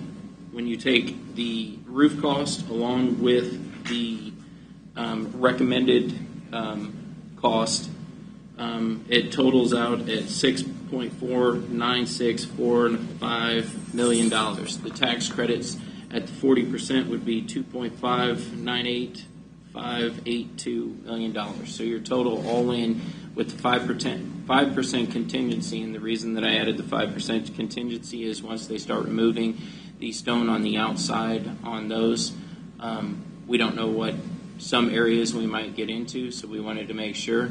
The other reason Pullman was recommended over Bully Andrews is in our request we asked for individual pricing to break down on the individual pricing on those. Bully Andrews refused to give individual pricing. All the other contractors that put numbers out did. All right, questions? Could you repeat? Could you repeat that again? Okay, so when you get into the tearing off, if you get into a section that wasn't in the original bid, but the section is bad, we had requested individual section pricings of the outside of the courthouse for whether it be like the stonework on the inside or the brickwork or items like that. We asked for individual unit pricing all the way through. Pullman provided those individual unit pricing so that if we have to have a change order of any known value, we know exactly what it's going to cost based that they put it in their bid for the individual pricing. Bully Andrews, who would be the low bid by $7,000, did not put individual pricing in there. That is one of the other reasons that Trainer recommended not going with Bully Andrews and recommended Pullman instead, because the $7,000 and the known cost that you're going to have, as well as the fact that they exempted the landscaping work, puts their cost, if you run those numbers, most likely higher than Pullman. Now I'm understanding. Thank you. Yes, sir. Can you tell me what the actual timeline is going to be for the completion of this? And then the second part, once we have funded this, will we be substantially complete for all the repairs that are necessary? Yes, sir. So when we did the original study on the outside, if you go with the terracotta, there was a 40 to 52 week wait time on them to build the actual sections that go on the outside of the courthouse. So once we choose a contractor, they will start the process of ordering that and taking the molds that will be done on the outside of the terracotta so that those can be replaced. So you're looking at a 40-week wait time on the materials to come here. What work in between will be done, I'm sure they'll begin on working, but we don't want to open up the outside of the building until we have the substrate to go back in its place. The last thing we want to do is bring moisture in. What you are completing with this task is your emergency issues that you have with the outside of the building. If you looked at the bid packet plans that we had released on the outside of the building, that is all of the terracotta as well as it starts doing tuck pointing work. What Trainer did was identify all of your emergency areas. Will this building need work afterwards? Yes. It is a breathing thing that we will need to maintain after that. It is something that we don't ever want to see a cost like this ever again. And the main way that we can do that is we can start making sure that our preventative maintenance on the outside of the building is maintained so that we don't ever see this hit again. So we're going to adjust the preventative maintenance number. Yes, sir. Very much but so. That being said, when we complete this, the repairs will be substantially complete. You will complete a large portion of the outside, but then from there you're going to look at your stairs on the inside coming in. You're going to look at your parking lots that you have here. You're going to look at your sidewalks around the outside, and that you're you're completing the emergency needs that you have right now, which are a substantial amount of the outside of the building, but there will be need for repair after. And the 0.8 mil that we increased last year, will that be sufficient for making all these repairs over time? Yes, over time, Commissioner, it will. As we talked about before, these repairs, the roof and then this repair, we are going to fund that through our capital reserves that we have set aside for other projects, actually, but we're going to reprioritize and use that to pay for this, and then we're going to repay those reserves so that the projects that we're supposed to get done can still get done, and then we'll continue to knock off some of these smaller projects as we go. But yes, the 0.8 mils that you added last year for these repairs will cover it. Okay. We'll work within that. While you bring up the issue of reserves, can you address the need for reserves and why we have reserves and why that's important? I can. Aaron may not have anticipated setting through that, but I'd be happy to do that. We have reserves in the county to actually it's to level the mill levy to avoid spikes, number one, and two, to accomplish projects without issuing debt. So when we have the CIP that the board reviews and approves each year, that's our capital improvement plan. Those are the roads and bridges. We start setting aside money for those projects 4 or 5 years out at a minimum, so that when the time comes, we have the money to spend it. Otherwise, you'd be looking at issued debt to do those projects. We also have a capital plan on the buildings, and we replaced the roof on the Justice Center about 10 years ago, I think. Before that, they were not setting aside money for that, so they had to increase the mill levy to make that happen. I think it was 3 years that mill levy was increased. It was 2 or 3 years. And then we were able to drop back down slightly after that. But now we set aside money for projects like that. So if a roof project like this, going forward, we will be setting aside money. Best practices for commercial real estate, they tell you should be setting aside $2 per square foot every year for these types of expenditures, and that's what we're trying to get to. But prior to that, they weren't setting aside any money per square foot. So it's either issue debt or plan ahead, and we're trying to plan ahead. We also have a fleet replacement schedule, so our big trucks that come up for purchase, when the year that they are on the replacement schedule, we have the money set aside for them to finance them. Road graders, same way. So that's why we have these reserves, Commissioner. So the funding of the reserves is contingent on decisions that are made on the various CIPs? Yes, the decision is set aside the money in advance or issue debt or allow the roads, bridges, and equipment to get basically unusable.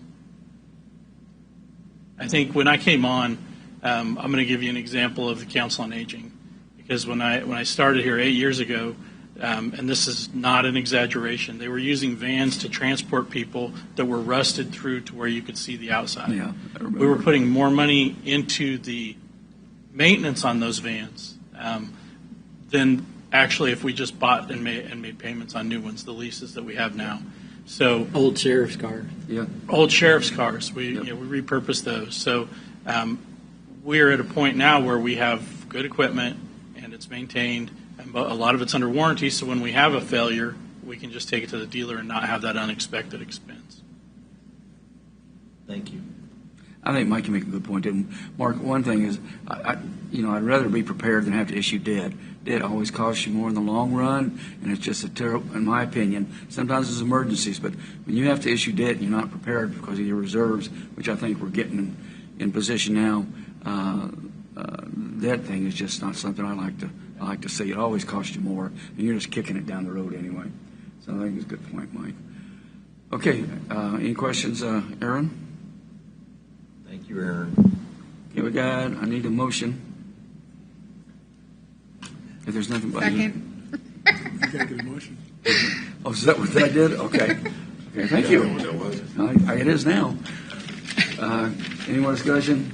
Commissioner Carlson? We're not going to make a motion. We're just going to. Well, I think you made a motion. Consider a motion to approve Pullman SSTE Time for to the base shortcut, bid and agreement with Trainer for the substrate for the outside of the courthouse in amount of $5,879,454 with the 5% contingency. Second. Got a motion and a second. Any discussion? Commissioner Culberson? Aye. Aye. Aye. Aye. Aye. All righty. Thank you, Aaron. And for those who were not aware, that bid is basically the reason you have to walk underneath the scaffolding when you come into the building is because of this project. We need to get it done. Thank you, Aaron. Thank you. Mark, did you want to talk to this before I go into it, or did you want to wait?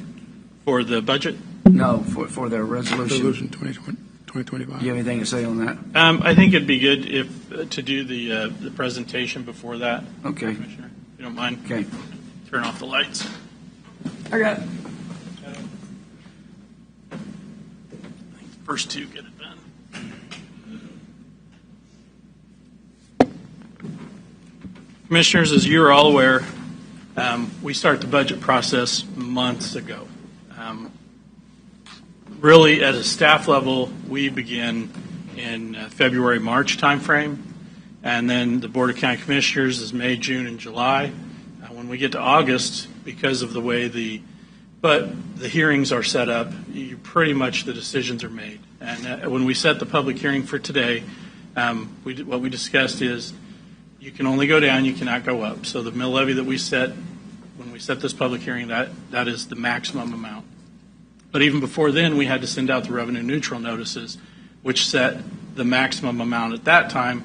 We've went down from there, the original, and now we are where we are. So I'm going to go through just briefly some of the items that we've went over the last several months. And I know this is very brief, it is quick, but really it's hard to get grasp the concept of what our budget really is if you haven't been here for all of the public meetings that we've conducted. Inflation impact on our budget. The 2025 year-to-date CPI is about 2.7%, and that's across all consumer goods. Unfortunately, that's not what the county uses for conducting our business. So, as an example, nationwide compensation costs, and a large portion of our budget is wage-related with the EMS, the Public Works, the Sheriff's Office. We're a service industry, so our wages are a big part. So the costs have increased 3.6% in the public sector nationwide. Culvert prices, and this is a rehash of last year. You can look at last year and you can see that these are pretty similar numbers. Our culvert prices are up 95% over the past 5 years. That far exceeds any kind of a CPI. Asphalt prices are still up 48% over the past 5 years. Our bridge prices have doubled in the past 5 years. Large equipment prices have more than doubled in the past 5 years and continue to increase. We have not seen those level off. It started really with COVID, and it just continues to skyrocket. Employee health insurance is up 7% this year and 24% the previous year. I was reading reading about the Social Security cost of living adjustment that they're doing this year, and how the cost for Medicaid is exceeding what they're giving as the cost of living adjustment, and the cost of providing medical services is up 11% on a nationwide Medicaid. So it's not just us. I mean, I want to just point that out, that it's not just us. There is inflation, and medical expenses is through the roof across the board.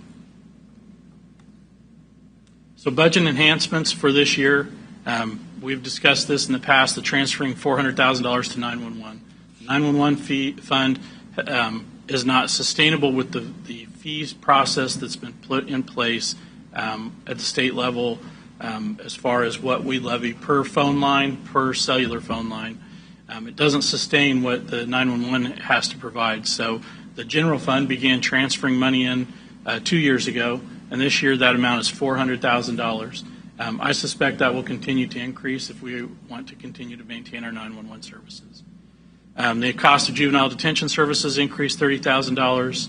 We increased approximately $200,000 for EMS services to try to keep competitive for our EMTs and paramedics.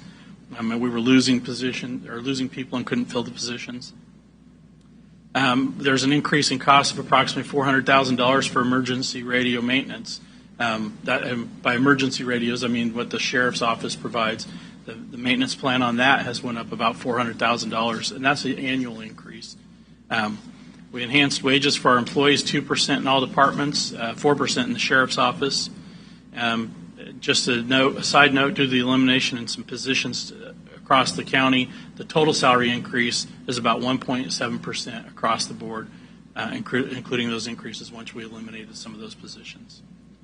The 2026 budget represents a net reduction of $144,000 when compared to 2025. However, $430,000 of that reduction was adjusted for the sales tax. So if you take that into consideration, our net increase was $575,000 one year to the next.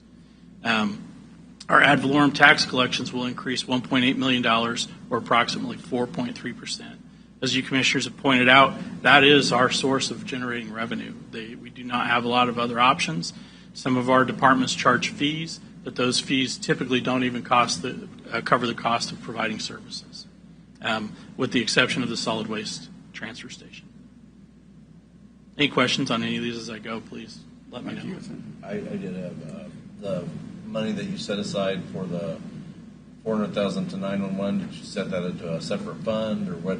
So the 911 fund is a separate fund. Any money that goes in there can only be spent on 911 services. Okay, but that maybe I'm getting that wrong. The $400,000 for emergency radio maintenance, that's separate. That's separate. That is okay. That's what I was talking about. That's what the sheriff office maintains those. So, and that will be put in a fund in the sheriff's office that goes into that goes into his budget, because that's a contract that they pay for services on those radios through Motorola. And then he spoke of when those dates were, when these expenditures had to be. Do you know that off the top of your head? Or? I do not know that off the top of my head, but okay. Unfortunately that is a completely different issue. That is not taken into consideration with these money. That's an expenditure that you will have to address going forward. I think that what we're going to ask the board to consider is to potentially put out a sales tax initiative to try to fund that. If not, it will be another hit to the property taxes, unfortunately. So this $400,000 is not going towards that at all? No, that does not go towards that. Okay, so that was, I was confused about that. Yep. So this is a separate radio maintenance, but we're not in this budget funding anything related to that future expense that he brought to us? No, we're not. Okay. Like I said, we will hope to float a special sales tax just for that. I don't remember the total cost that he gave us, but I know it's in excess of $10 million. It was a lot. And that's to upgrade the infrastructure for our radio towers and the communication to the radios. I guess I had thought that we were starting to put a fund together to work towards that. Yeah, that's not the case in this budget. That would be, again, we're going to hopefully ask for a sales tax initiative. If that doesn't happen, then we will start addressing it. I don't see any way around issuing debt for that one if we do not do a sales tax initiative. That's not good news. Especially at price tag. That's part of my $30 million I said we're short. Does that answer mine? Yeah. Okay. I just thought that second line item was tied, but it's completely separate. Yep. That's just another expense that went up that is unavoidable. We have no control over it, and if we want to have emergency radios, we have to pay it. Okay. Commissioners, this is a copy of the public hearing notice for our budget. The reason I wanted to pull it up is to point out, if you look at the overall budget, a large portion of the expenditures, when you see the total expenditures, you see an $87 million total expenditures. A large portion of those are transfers. If you look down below, $18.6 million are transfers. The reason that the state allows you to take those out, because if you don't, it counts them twice. The way the budget document works at the state level, it counts transfers twice if you don't remove them at the bottom, and that's why the net expenditures is the line that you look at when you're looking at what the actual expenditures are hitting you. So if you look at net expenditures, in 2024, our net expenditures were about $6.4 million. In 2025, they were about $68 million. And in 2026, there's $68,678,000. So that's why I wanted to kind of show that to you. as an example of why, if you just look at some numbers, it can vary big. They can have big variances each year. Sales tax is a prime example. If you look at the 2024 actual expenditures, 2.8 million in sales tax. The 2025 is 8.4, and 2026 is 8 million. That varies because those sales tax monies are only used for road projects. Yeah. So if we don't complete a road project, it's going to show that it goes down, and it makes our total budget look like it varies grossly from year to year. But the net is what if you look at those numbers, I think that's beneficial. Mark, those sales tax that we do the roads like that we did with the city, stuff like that, is that on track? And have we set everything in motion that we said we were going to do? Is there additional funding coming in since this has started?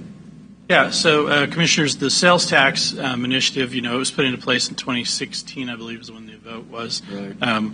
We began collecting the sales tax in 2017.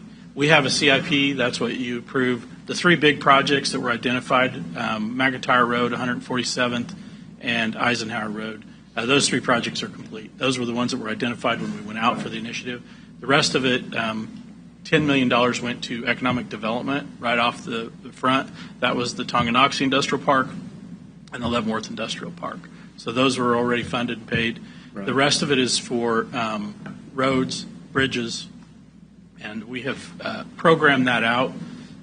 Bill, with the CIP, has programmed that out. I think you get to see that pretty much to the end of the sales tax. We have a plan for that.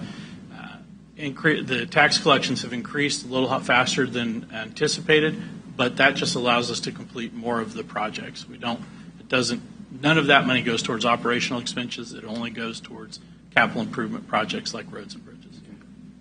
All right. So the levy funds budget compared to 2025, this is, I think, a pretty good example of a lot of our funds do not have a mill levy of ad valorem taxes with them. These are the funds here that have ad valorem taxes associated with them. So if you look overall, you can see where there's changes, and I include the percentages so you can look at it, but I would tell you look at the last line item, the total percentage versus individual percentages, because while it looks like community corrections jumped up a lot at 17.5%, that was only like $70,000, and those increases are a little bit of wages, but primarily what we pay for the detention of the juvenile detention program. So total from 2026 to 2025, you can see the $73.5 million versus about $71 million in 2025. And this is just a pie graph basically demonstrating what that previous slide represented. General fund is 53% of our budget, our levy fund budgets. Road and bridge is 21%. Employee benefits is 17%. And there's another slide that I'll show you that shows all the funds together. It gets a little confusing because we have so many funds. The general fund budget, this is kind of a line item by department breakout of what we've been discussing. Each one of these represents a meeting that you held with the department to review their budget, line item detail, and then either make cuts or allow what was presented or allow enhancements. And you can see a lot of the departments reflected a decrease in their budget overall, and the increases, for the most part, I think were reasonable, and the ones that if you see that they are in excess of the adjustment that the board asked for, primarily because we've moved personnel. Like in the counselor's office, we've moved a personnel from one department in there. We didn't create a new position. We just moved them. So it looks like their expenditures are up. The EMS, that was one we discussed. It's 2% increase, and that was to address the wages. And any of the other ones, if you have a specific question, I'd be happy to address them versus trying to go line by line on this. Well, I see a lot of responsible budgeting as far as the negatives. I see a lot that's gone down 7%, 3%, 7%, 1, 3, 6, 2, 41, 3. And then I guess what you're saying on this is the average of them that went up for the budget is 2.17. Is that correct? Yeah. Okay. And here's the slide I was telling you about. This shows the general fund, how it breaks out. And you'll notice there that the sheriff, including emergency management, starting and next year we're going to move emergency management back to the administration side. But with emergency management, the sheriffs and emergency management account for 37% of the general fund budget. The EMS is another 19%. So 50, let me do my math in my head, 56% of our general fund budget is what I would say are emergency services. And then we also have courts and the county attorney, which are, again, associated with the legal side of it. I think those are just things that it's tough to make adjustments in those areas. That's where the EMS and post could help us. It would definitely help offset that, yes. This is just a breakdown, again, of that previous, what we talked about with public safety, where the money goes for public safety in general. The Sheriff's Department's $14 million, courts $300,000, EMS is $7.2, the Health Department's $1.5, Justice Center, just the expenditures for maintaining the building across the street are almost $1.2 million. So $28 million of our total budget goes towards what I consider public safety. And I think Bill would probably argue with me because a lot of his snow removal costs and whatnot would also could be considered public safety as well. Gotcha. In the public safety department, here's just a breakdown by a kind of a pie graph of where those expenditures lay. 51% is the sheriff for public safety, 26% for EMS. And Commissioner Culbertson brought up mandated expenses. This is a slide that demonstrates approximately what our mandated expenses are. If we wanted to get really down into the weeds, it'd be higher than that number. These are just the ones that are easily identifiable. And I know sometimes when somebody looks at, well, employee benefits, how is that mandated? Well, that's only a portion of the employee benefits, and that's the CAPERS and KP&F. We're in that. We're mandated to fund that. When they make an increase on that, we don't get a choice of saying we're not going to fund that increase. We are required to fund that increase. And yes, it's a good thing. It's for our employees, but it's just a mandated expense that we have no control over. Once we're in it, we're in it.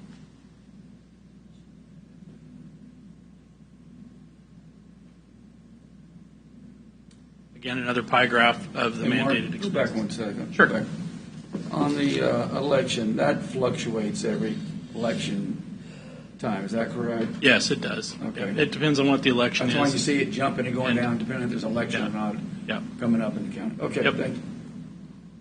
And also, I think previously when we created the mandated expenses slide, we just took the actual expense for the mailers and didn't include the staff. This year I included the staff because I think it's all part of it. Not saying we wouldn't do that. It's just we have no control over those expenditures. So as a county commission, when I know people were here talking about making cuts, you have, I'll go back to that slide, you have no control over these expenditures. I'm not saying we don't need these services. I'm saying that you have to provide these services, and therefore you cannot cut these services. So almost $12 million of our budget, and it's probably higher than that if we got down into the weeds, are out of your control. You have to provide it. You cannot cut it. Outside agency requests, I wanted to include this. Each year we receive requests from a lot of really worthy agencies, and each year the commission weighs those and tries to evaluate if we have money available to spend on them the following year. You went through that this year. You heard a lot of requests. You can see that we had over $700,000 in requests, and at the end the commission decided to fund at the level we had in 2025 with just a couple of small enhancements, and you can see our total expenditures are $447,000, which represents a reduction. If you go back even clear to 2021, we've reduced the amount we spend in that area. You keep bringing that money. Correct. The other thing that the county funds are called special funds. Primarily, that is the local service road and bridge, and I know that I refer to it as the gravel road tax. It's for people who live outside the city limits. They pay an additional tax on top of their countywide tax to help maintain the roads that are not considered county routes. The other funds that are in there are sewer district funds. Those are not levy supported. They are supported 100% by fees levied against the people who live in those sewer districts. Statutorily, the county commission is required to be in control of those sewer districts. So those are the special funds.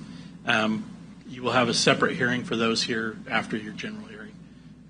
But again, that one, a flat mill levy, and it has the same challenges as the road and bridge fund, which is the cost of doing business there, the price of gravel, price of culverts. They all impact that one as well. So county tax impact, I think Commissioner Culberson did a good job of hitting this. I'm not going to go too far on this, but depending on where you live, the county tax represents 20 to 25% of your total taxes. If you live in town, it's about 30 to 35% for rural properties. In 20-25% in town, 30 to 35% in the rural areas, again, depending upon the school district that you live in. And I think something that was come up during public comment that maybe the commission didn't address, and that is we're required to send out those notices. That's a county mandated function. So when you receive the notice, it comes from Leavenworth County. But most of what's on there is not in your control. It's not in the county's control. The school district, the library boards, the cities, the fire districts, the townships, cemeteries, those are all out of your control. We send out the notice, and it may look like we have some control, but this Board of County Commissioners has zero authority over those organizations. And I think sometimes that gets lost. When you receive your bill from us, it looks like we're the ones making you do that, or that we could somehow tell a school district, don't levy that much. That is simply not the case. We have control over just the county's portion, but we are required to send out those notices. And we get a lot of calls on that every year. Yeah. Why don't you tell the school district do this? Or, I live in Baser. I think there are a few people here from Baser.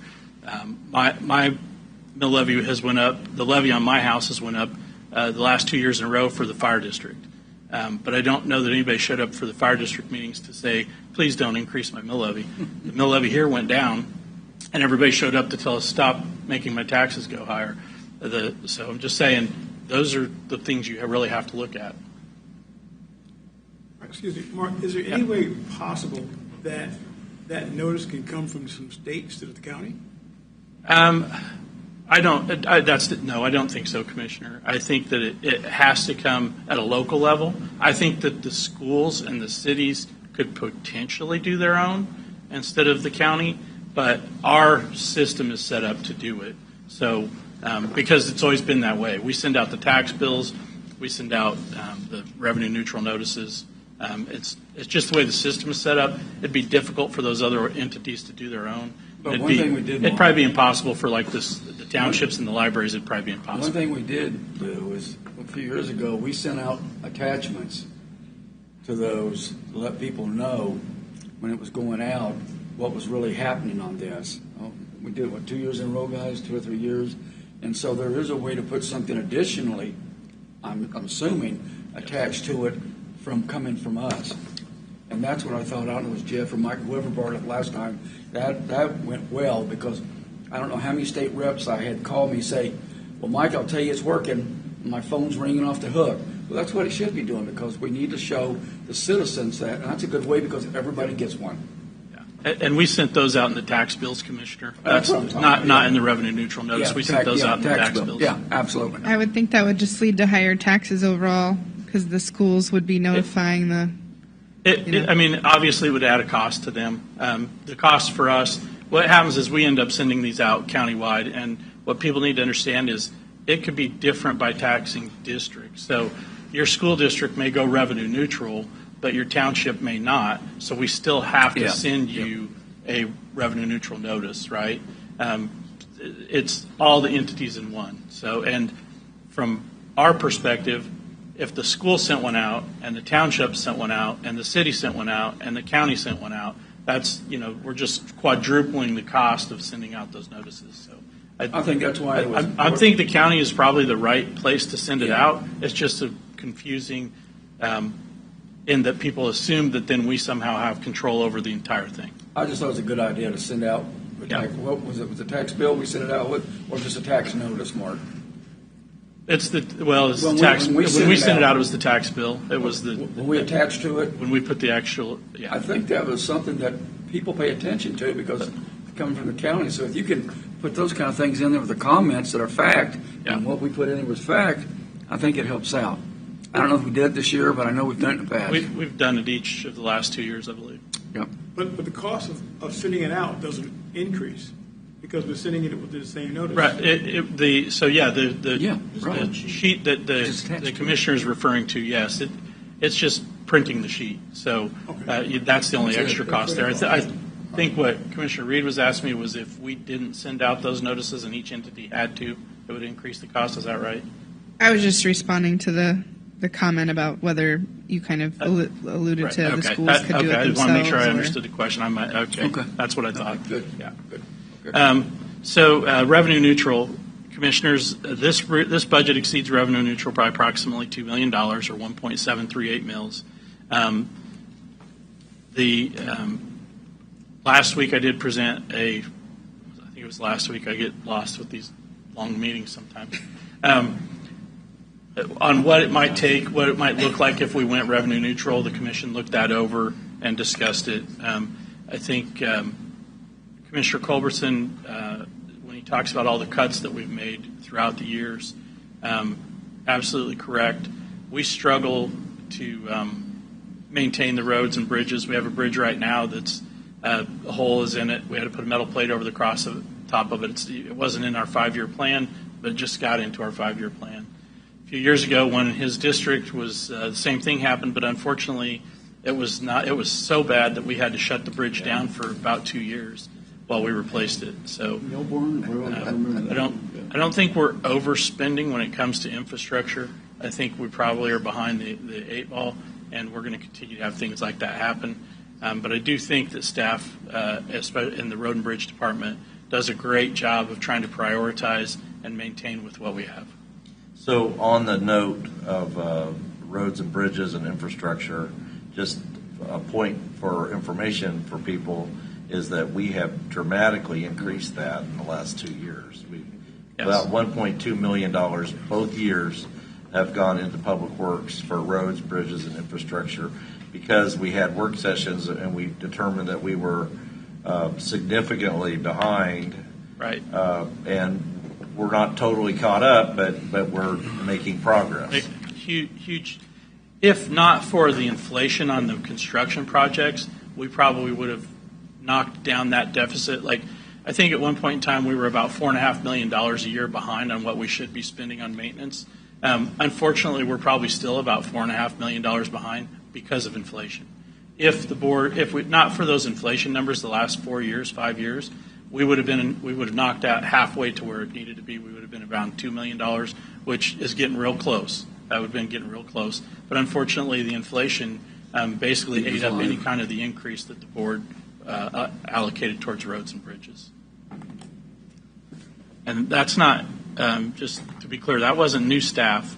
That wasn't additional equipment. That's just going straight towards asphalt, gravel, anything that goes into the construction. Hey, Jeff, you need a break? You need a break, Mike? Steve? Okay. We're going to take a 5-minute recess. We'll come back. Give everybody a break. Give me a break. I need an electric one. Maybe the turbo. Okay, we'll continue. We're on item B. Cameras on. Resolution 2025-28. A resolution to levy property tax rate exceeding the revenue neutral rate for the tax year 2025. I'm going to open a public hearing for exceeding the revenue neutral rate and the Leavenworth County budget. Anybody would like to address the governing body? I think a lot of you had said what you wanted to say earlier, but if anybody would like to address it, the floor is yours. If not, thanks, Betty. If not, Betty, aren't you going to talk again? Mike, so I know Betty. Well, okay, I'm going to close the public hearing. Consider a motion to approve Resolution 2025-28, a resolution to levy a property tax rate exceeding the revenue neutral rate for the tax year 2025 to fund budget expenditures for fiscal year 2026. So moved. Second. And now, discussion we will have now. Who's up first? Jeff, you want to? I think I already said everything I had to say. Mike, coming down the line? Just a note that I have always, on a number of occasions, I think 4 of the 5 budgets, I voted for revenue neutral. Last year, when the roof situation came up, is the first year I voted the other way, but I always offer budget cuts when I vote that way.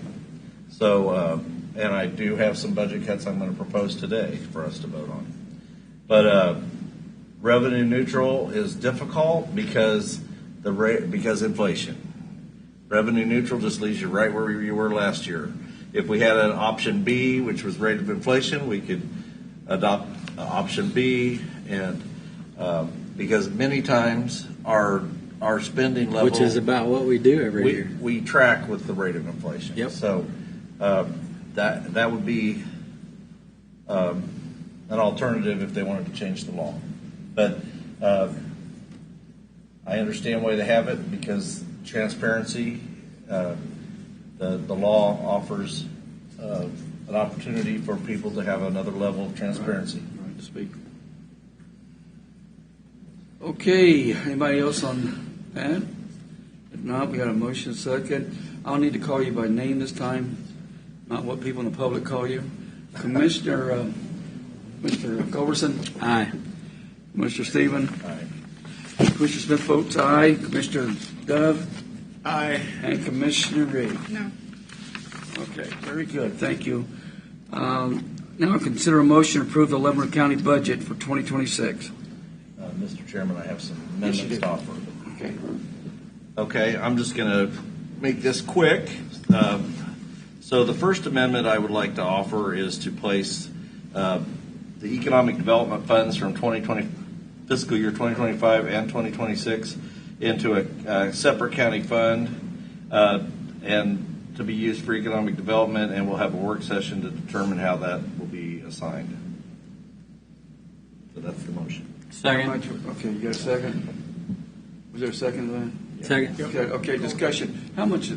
Commissioners, the economic development funds are already in a special fund. They're in the economic development fund and must be used for economic development purposes.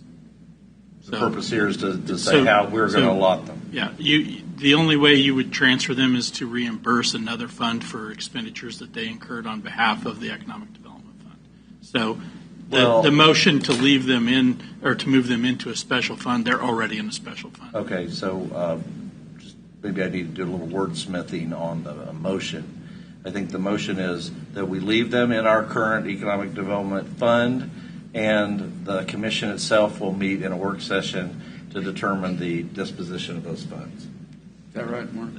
That works. Okay. We already do not release any of those funds without commission direction. We'll have to have withdrawal, Commissioner. Second. No, you have to withdraw the Withdraw. motion. Mike, you withdraw.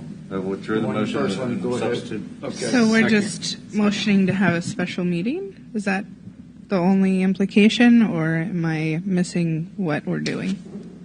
Are we just agreeing to have a work session? We don't have to vote on having a work session, do we? No, we're just making it clear that that money is going to stay at the county. Where it currently is. Where it currently is. Yeah. It's not going to. Not gonna disappear It's to not going anywhere to go to be appropriated anywhere else. Okay, any Is there a time limit attached to that? I mean, if you want to have a work session on that, you can have that any time. I think that's the point. As far as a time limit, we already don't release those funds without the Board of County Commissioners' approval based on previous action that the board has taken. So I think all you're doing is clarifying that the funds that are there will stay there and only be subject to county commission authorization. When do you propose and then we we have? decide how we're going to move forward on economic development. Are you proposing a time frame for a work study session? Well, I wasn't going to put a date right now, but we can in the Okay. near future. Okay. I'll talk to Mark about what works. Okay. Okay then? Yeah. I don't think we I'm need. okay with that. What else, Mike? Is that a motion? That's a motion. That's a motion, Let's vote okay. on that one. Motion been second by Culberson. Second. Okay, motion second. Any more comments on that? Commissioner Culberson? Aye. Commissioner Stephen? Aye. I vote aye. Commissioner Dove? Aye. Commissioner Reed? I guess I'm voting no on this just because I don't understand why we're voting on setting a special meeting. I think basically they're just, the money's going to stay where it's at. The committee is going to decide where it's dispersed to, if it's dispersed to past things, or we're going to make some other selections of where we'd like to see it go. That's my understanding. I could be wrong. I think we're sending a message to the current economic development entities that we're going to make some changes on how we spend that money. Or at least look at them. Yeah. Okay. So here's another motion, and I'm offering these as motions to cut spending, but with the least impact on services, but yet it's impactful as far as financing of the, as far as being able to make a budget cut. So my motion is to have the front door be closed to public and the rear door only for the public entrance of the county courthouse. Estimated savings to the budget of $100,000. And that's my motion. We got a motion. Do we have a second? Second. Motion second. We got discussion.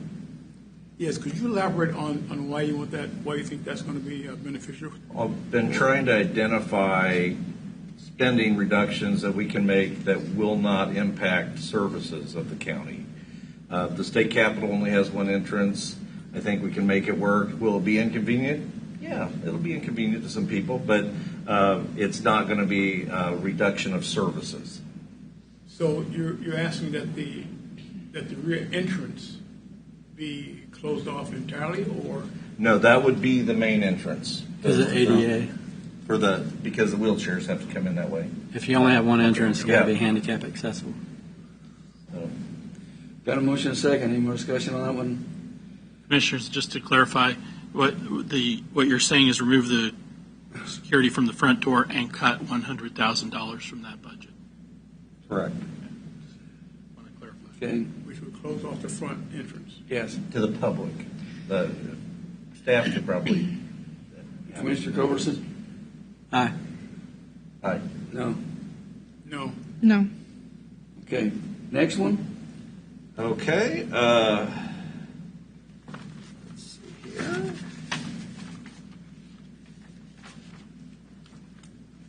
And you've heard these cuts before, so No. these aren't.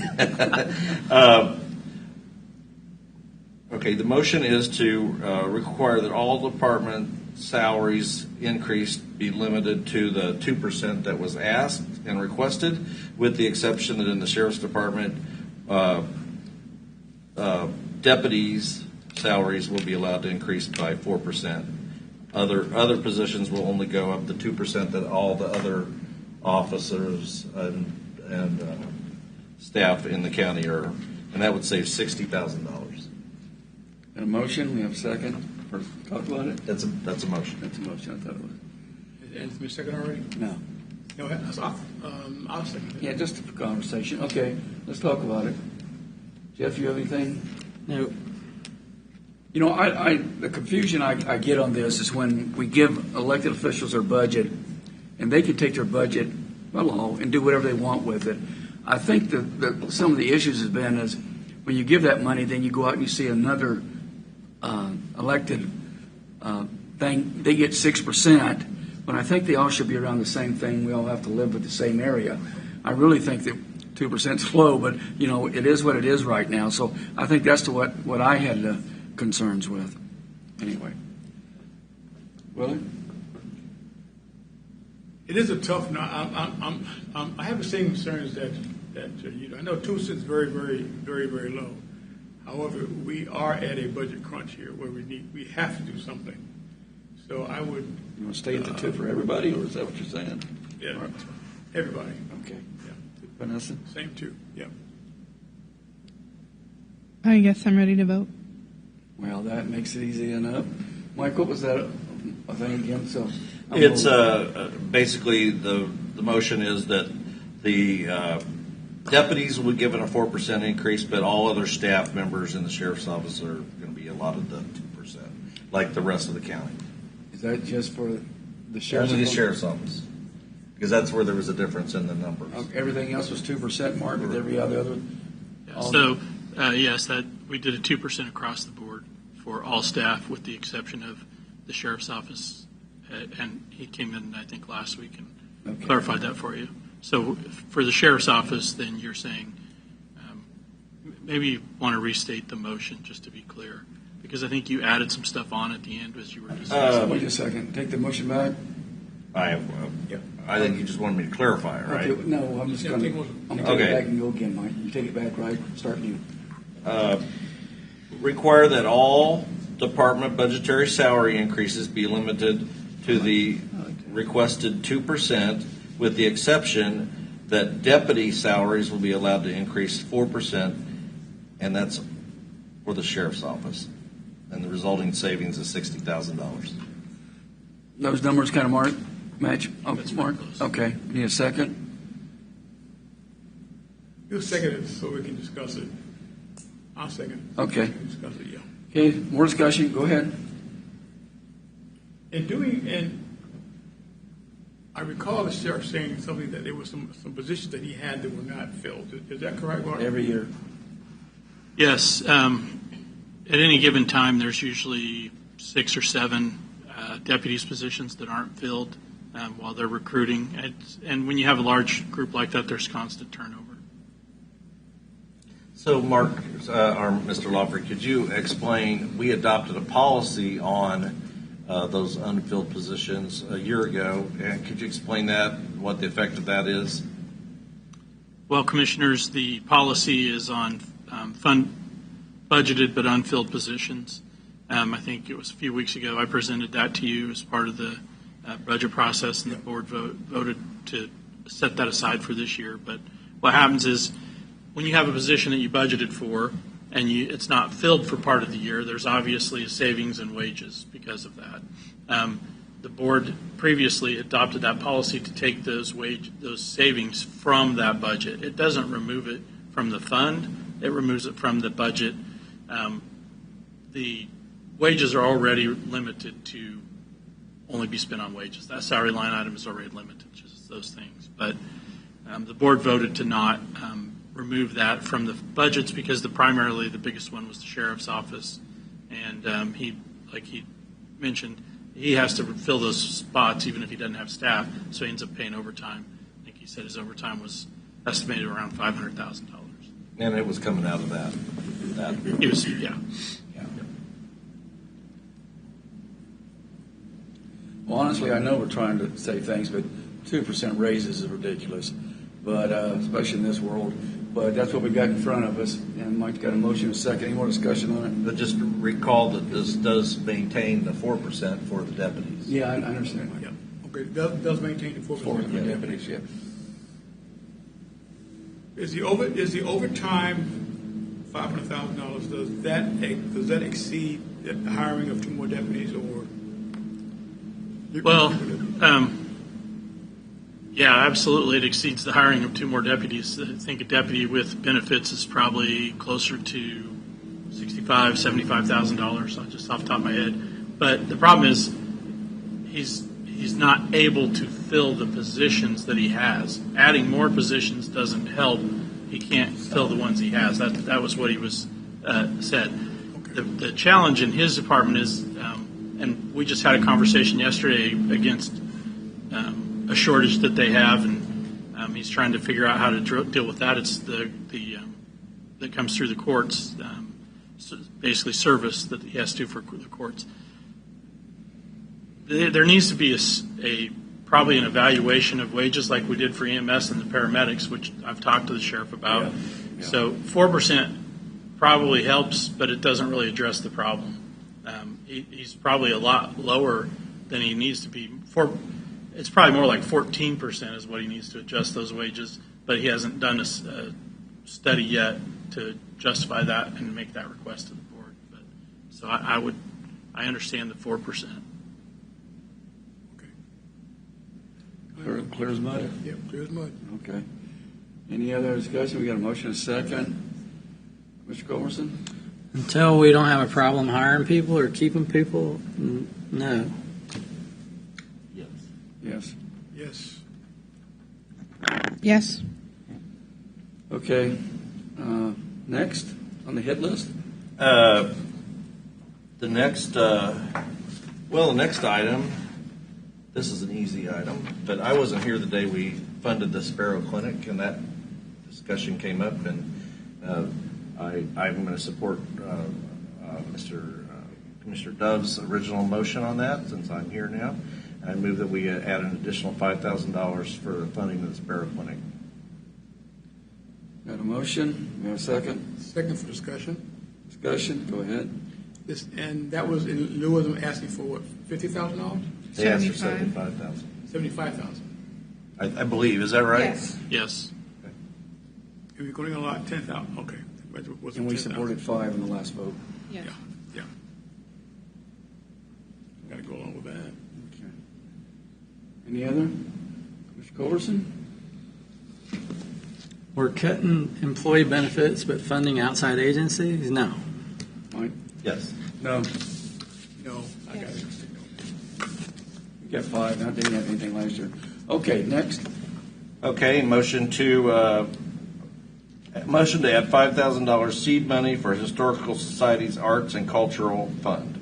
And then we'll set a work session to determine the oversight and future funding for cultural and art events. Motion is a second. Second. Discussion? Can you clarify the dollar amount? 5,000. 5,000. Mark. Discussion from anybody? Well, I just, I like the historical. As I got older, I've enjoyed more stuff like that. But the budgets, we're hearing from everybody on property tax. We're trying to work with the state to get something lowered. I know it don't seem like much, but every 1,000 here or 2,000 there sure adds up. So I can't support that. Well, in the past 3 years, we've cut those budgets by 33%. That's why I said I like So it. this is only $5,000. But for the history of our county, I think we should, and maybe if we get a group together, maybe they can talk and figure out some outside funding. Maybe some businesses would donate to this organization, and this is just like seed money. It's a very small amount, $5,000. I hear $5,000, but I also hear that we aren't funding outside agencies, and that is an outside agency, correct? We used to fund the historical society. Well, we had more money then at that time, and since the funds are not there, then we're not funding properly our essential agencies, and I consider the sheriffs an essential part of our safety here. I would much rather fund them than take that $5,000 and put it someplace else. Or to anything to employees. Anything with the employees, exactly. Yeah. I love the heritage. However, I do too. It's not there. Vanessa, you have anything to say on this? I know there's businesses. I'm not sure exactly what you meant, but I know there's a lot of business support for the historical community, and it's just good. Being 6th generation Leavenworth County, that's important to me. Yeah. It's hard. Okay. Okay. Jeff, do you have anything before we vote? No, Willie said it for me. Okay. Commissioner Culberson? No. No. Come on. You need another break, Jeff? Aye. No. No. Aye. Fails 3-2. Okay, and the final thing is the 126. I continue to believe that a information officer is a luxury and not a statutory requirement for any of our departments, and so I'm going to move that we remove $126,000 from the county attorney's budget that funds that particular item. I would second that for the point of discussion. Yeah, we need to discuss that. Todd, do you guys want to say anything on that, or you just want us to go ahead? You can go ahead and vote no again. I mean, that'd be great. I mean, I sat up here one time, I sat here a second time. I mean, I'm wasting a lot of county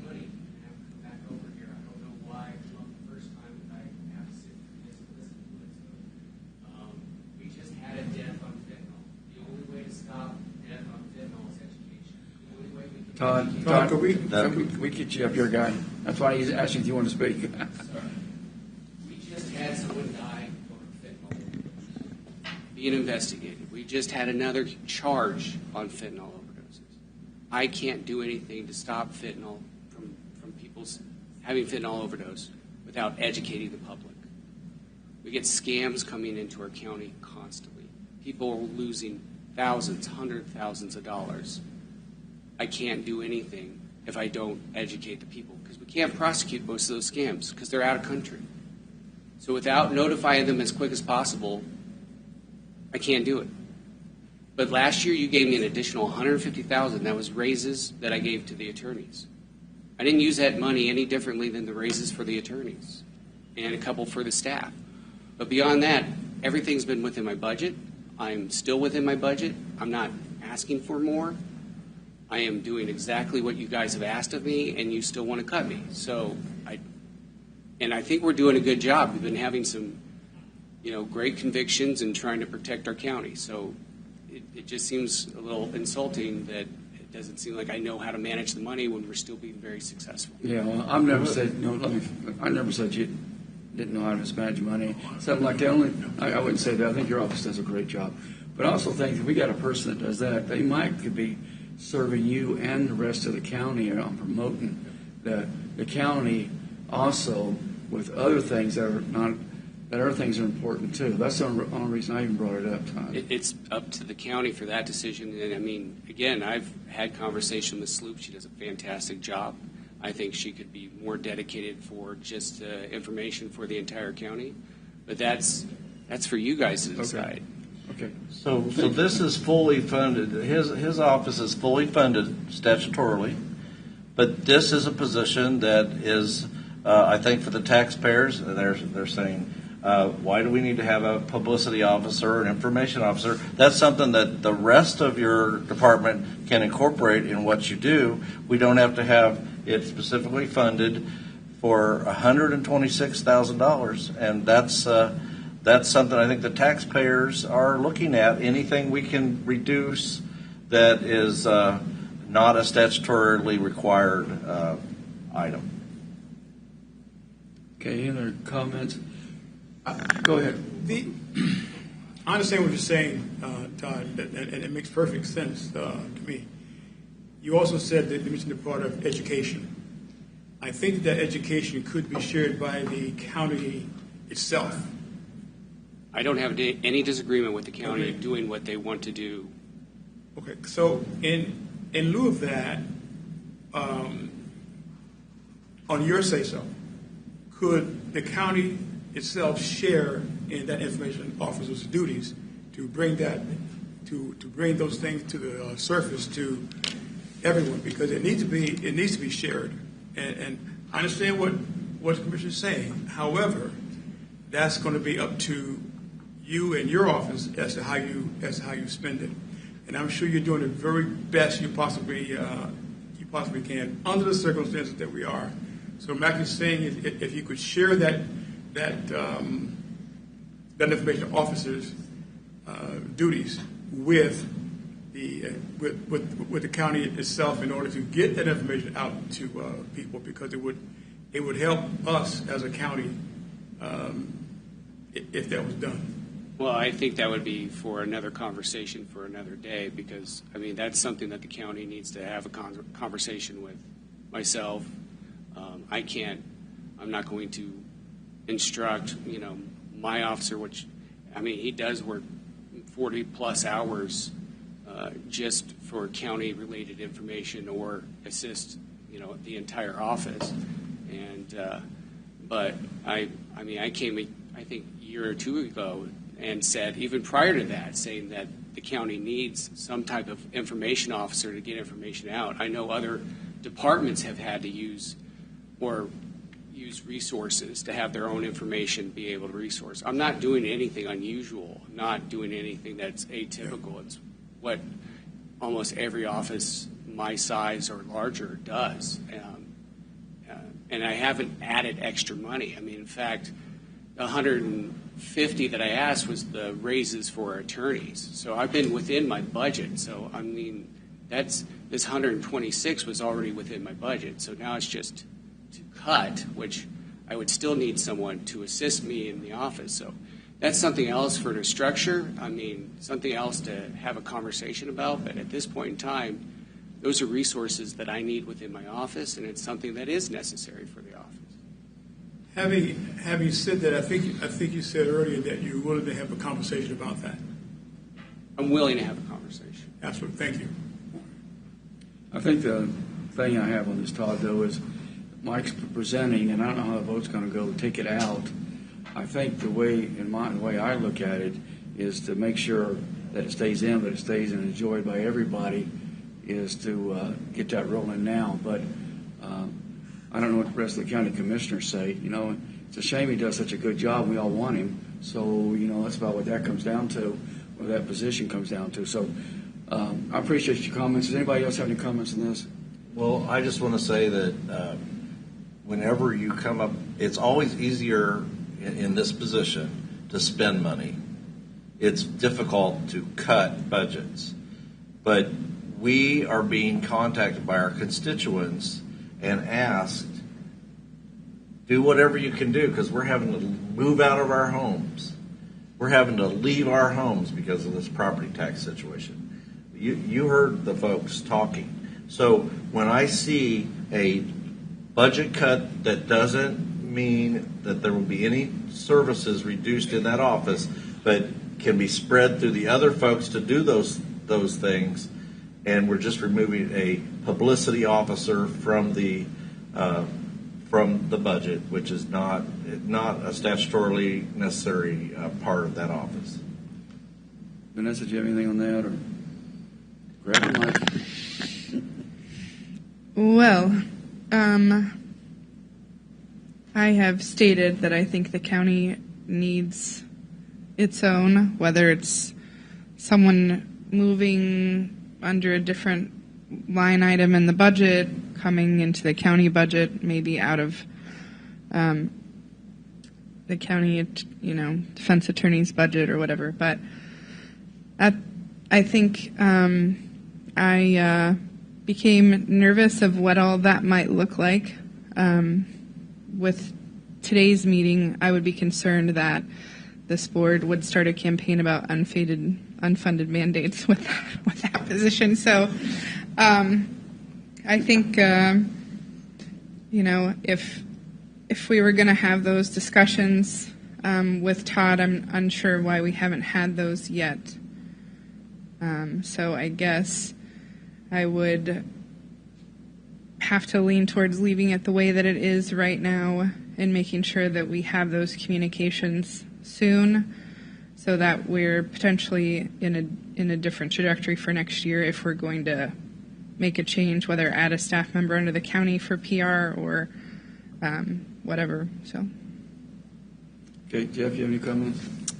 I'm of the opinion that the county commissioners cannot control other elected officials' budget. So that's my position on it. Okay, we have a motion, a second. I'll call the roll. No, go ahead, Will. I believe that the attorney standing for the county has the county in mind in order to make things work. And he's already said that he's willing to have that discussion. So I would welcome the opportunity for us to have that discussion with us. And I'm also in line with what Jeff has said. You're elected official, and we can't mandate what you're supposed to do. So I'll just leave it at that and welcome that discussion at a much later date. Not a much later date, but a date to come up soon. I apologize. I feel like you're defending yourself right now, but you are a prosecuting attorney. No, it's what I do every day. No, I appreciate that. I mean, candidly, I told other commissioners in the past, as well as conversations with other directors of departments, that there's a lot of information that the county has that needs someone, and I think Ms. Sloop's done a wonderful job trying to manage both. I know from my office, we were inundated this week, we were inundated last week with multiple media requests, and I have to handle that on top of my other duties, courtroom and everything like that. It's not something I can manage just on my own, and there's not enough resources with our office because I try to keep the budget as tight as possible. And as you've seen, in even needing to do the salary survey, and I'm not even asking to go over, so this is literally a cut that I've had to come back twice now and talk about the other staff that I've talked about cut. I've been told, I'm not sure who's calling the Commissioner Stephen, but I've had multiple people tell me they're very gracious, very happy to have the information officer that we do have and what he does for our communities. Hey, I am not against the information officer, but I am here representing the taxpayers as a Board of County Commission member, and I'm looking for areas where we can reduce the budget and not reduce services to the people.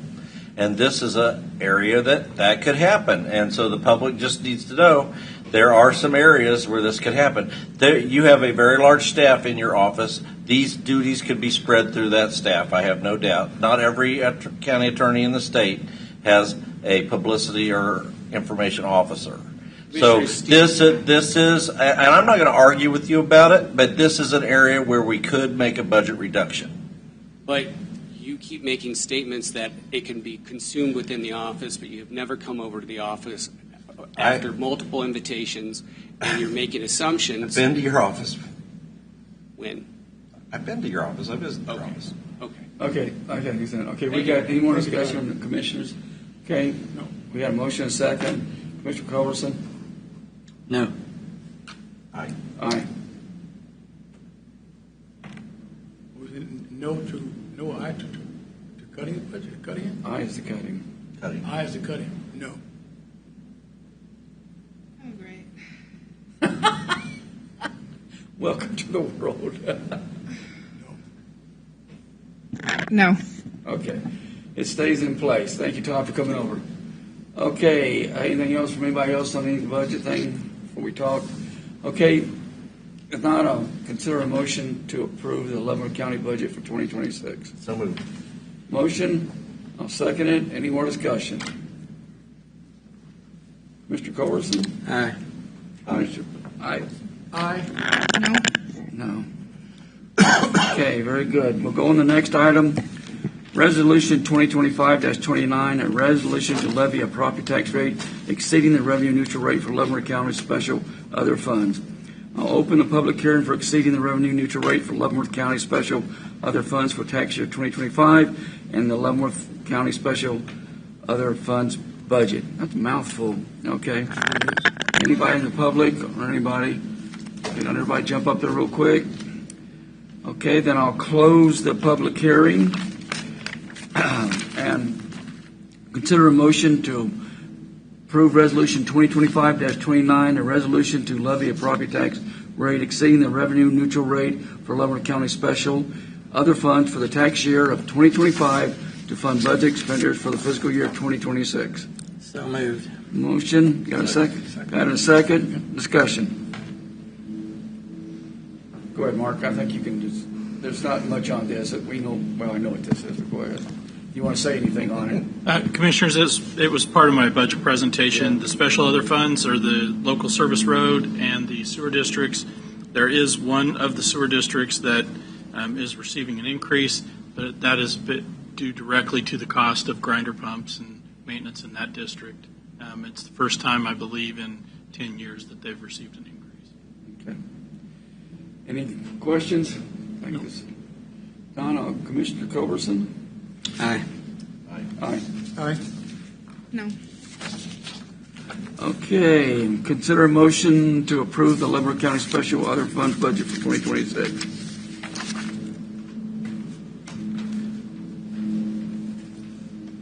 So moved. Second. Motion is second. Any discussion? Mr. Culberson? Aye. Aye. Aye. No. Okay, very good, everybody. I know this isn't, we go through this for 3 or 4 months, and it's really trying, but appreciate county commissioners and the public's input. Next one's presentation discussion items. Jeff, I'll start with you. Do you have anything else? Nope. Mike? Only thing I have is I attended a Port Authority meeting yesterday, and information passed out about the same thing that you folks have already heard. Willie, you have anything? No, I do not. Vanessa? The meeting that we had that I'm very grateful for, where we met at the Tonganoxie School District. Yeah, sorry I missed it. We asked, as just a friendly reminder, if any of those entities involved or anybody from the public wants us to watch the meeting or send their feedback, I would like to start closing that window and try to put a path forward together. So want to make sure we get feedback sent out to all the participants. I don't want to have a meeting and then not have a path forward, and make sure we make it meaningful, that we met together and spent hours together discussing our topics in the county. So we just need to ask them if they have any comments. Is that what you're saying? Yeah, we asked at the meeting that they send them in. Did we do that, or did you do that? How did we do that? How did we ask? No, coming to this one, how do you propose we get that out to them? You get the feedback. Yeah, we could send out a reminder if he's okay with that. I have received maybe a handful, but not as much as I would like. So. Okay. Yeah, we can send out an email to the people who got the invite. Is that okay? Yeah, that's fine. And and if we can just put some verbiage if you've already submitted, because I have got a few, but I would like to have more. Good idea. Okay. Thank you. Now I would take a motion to adjourn. Motion to adjourn. Second. Commissioner Culbertson? Aye. Aye. Aye. All right. Losing my voice. Thanks, everybody.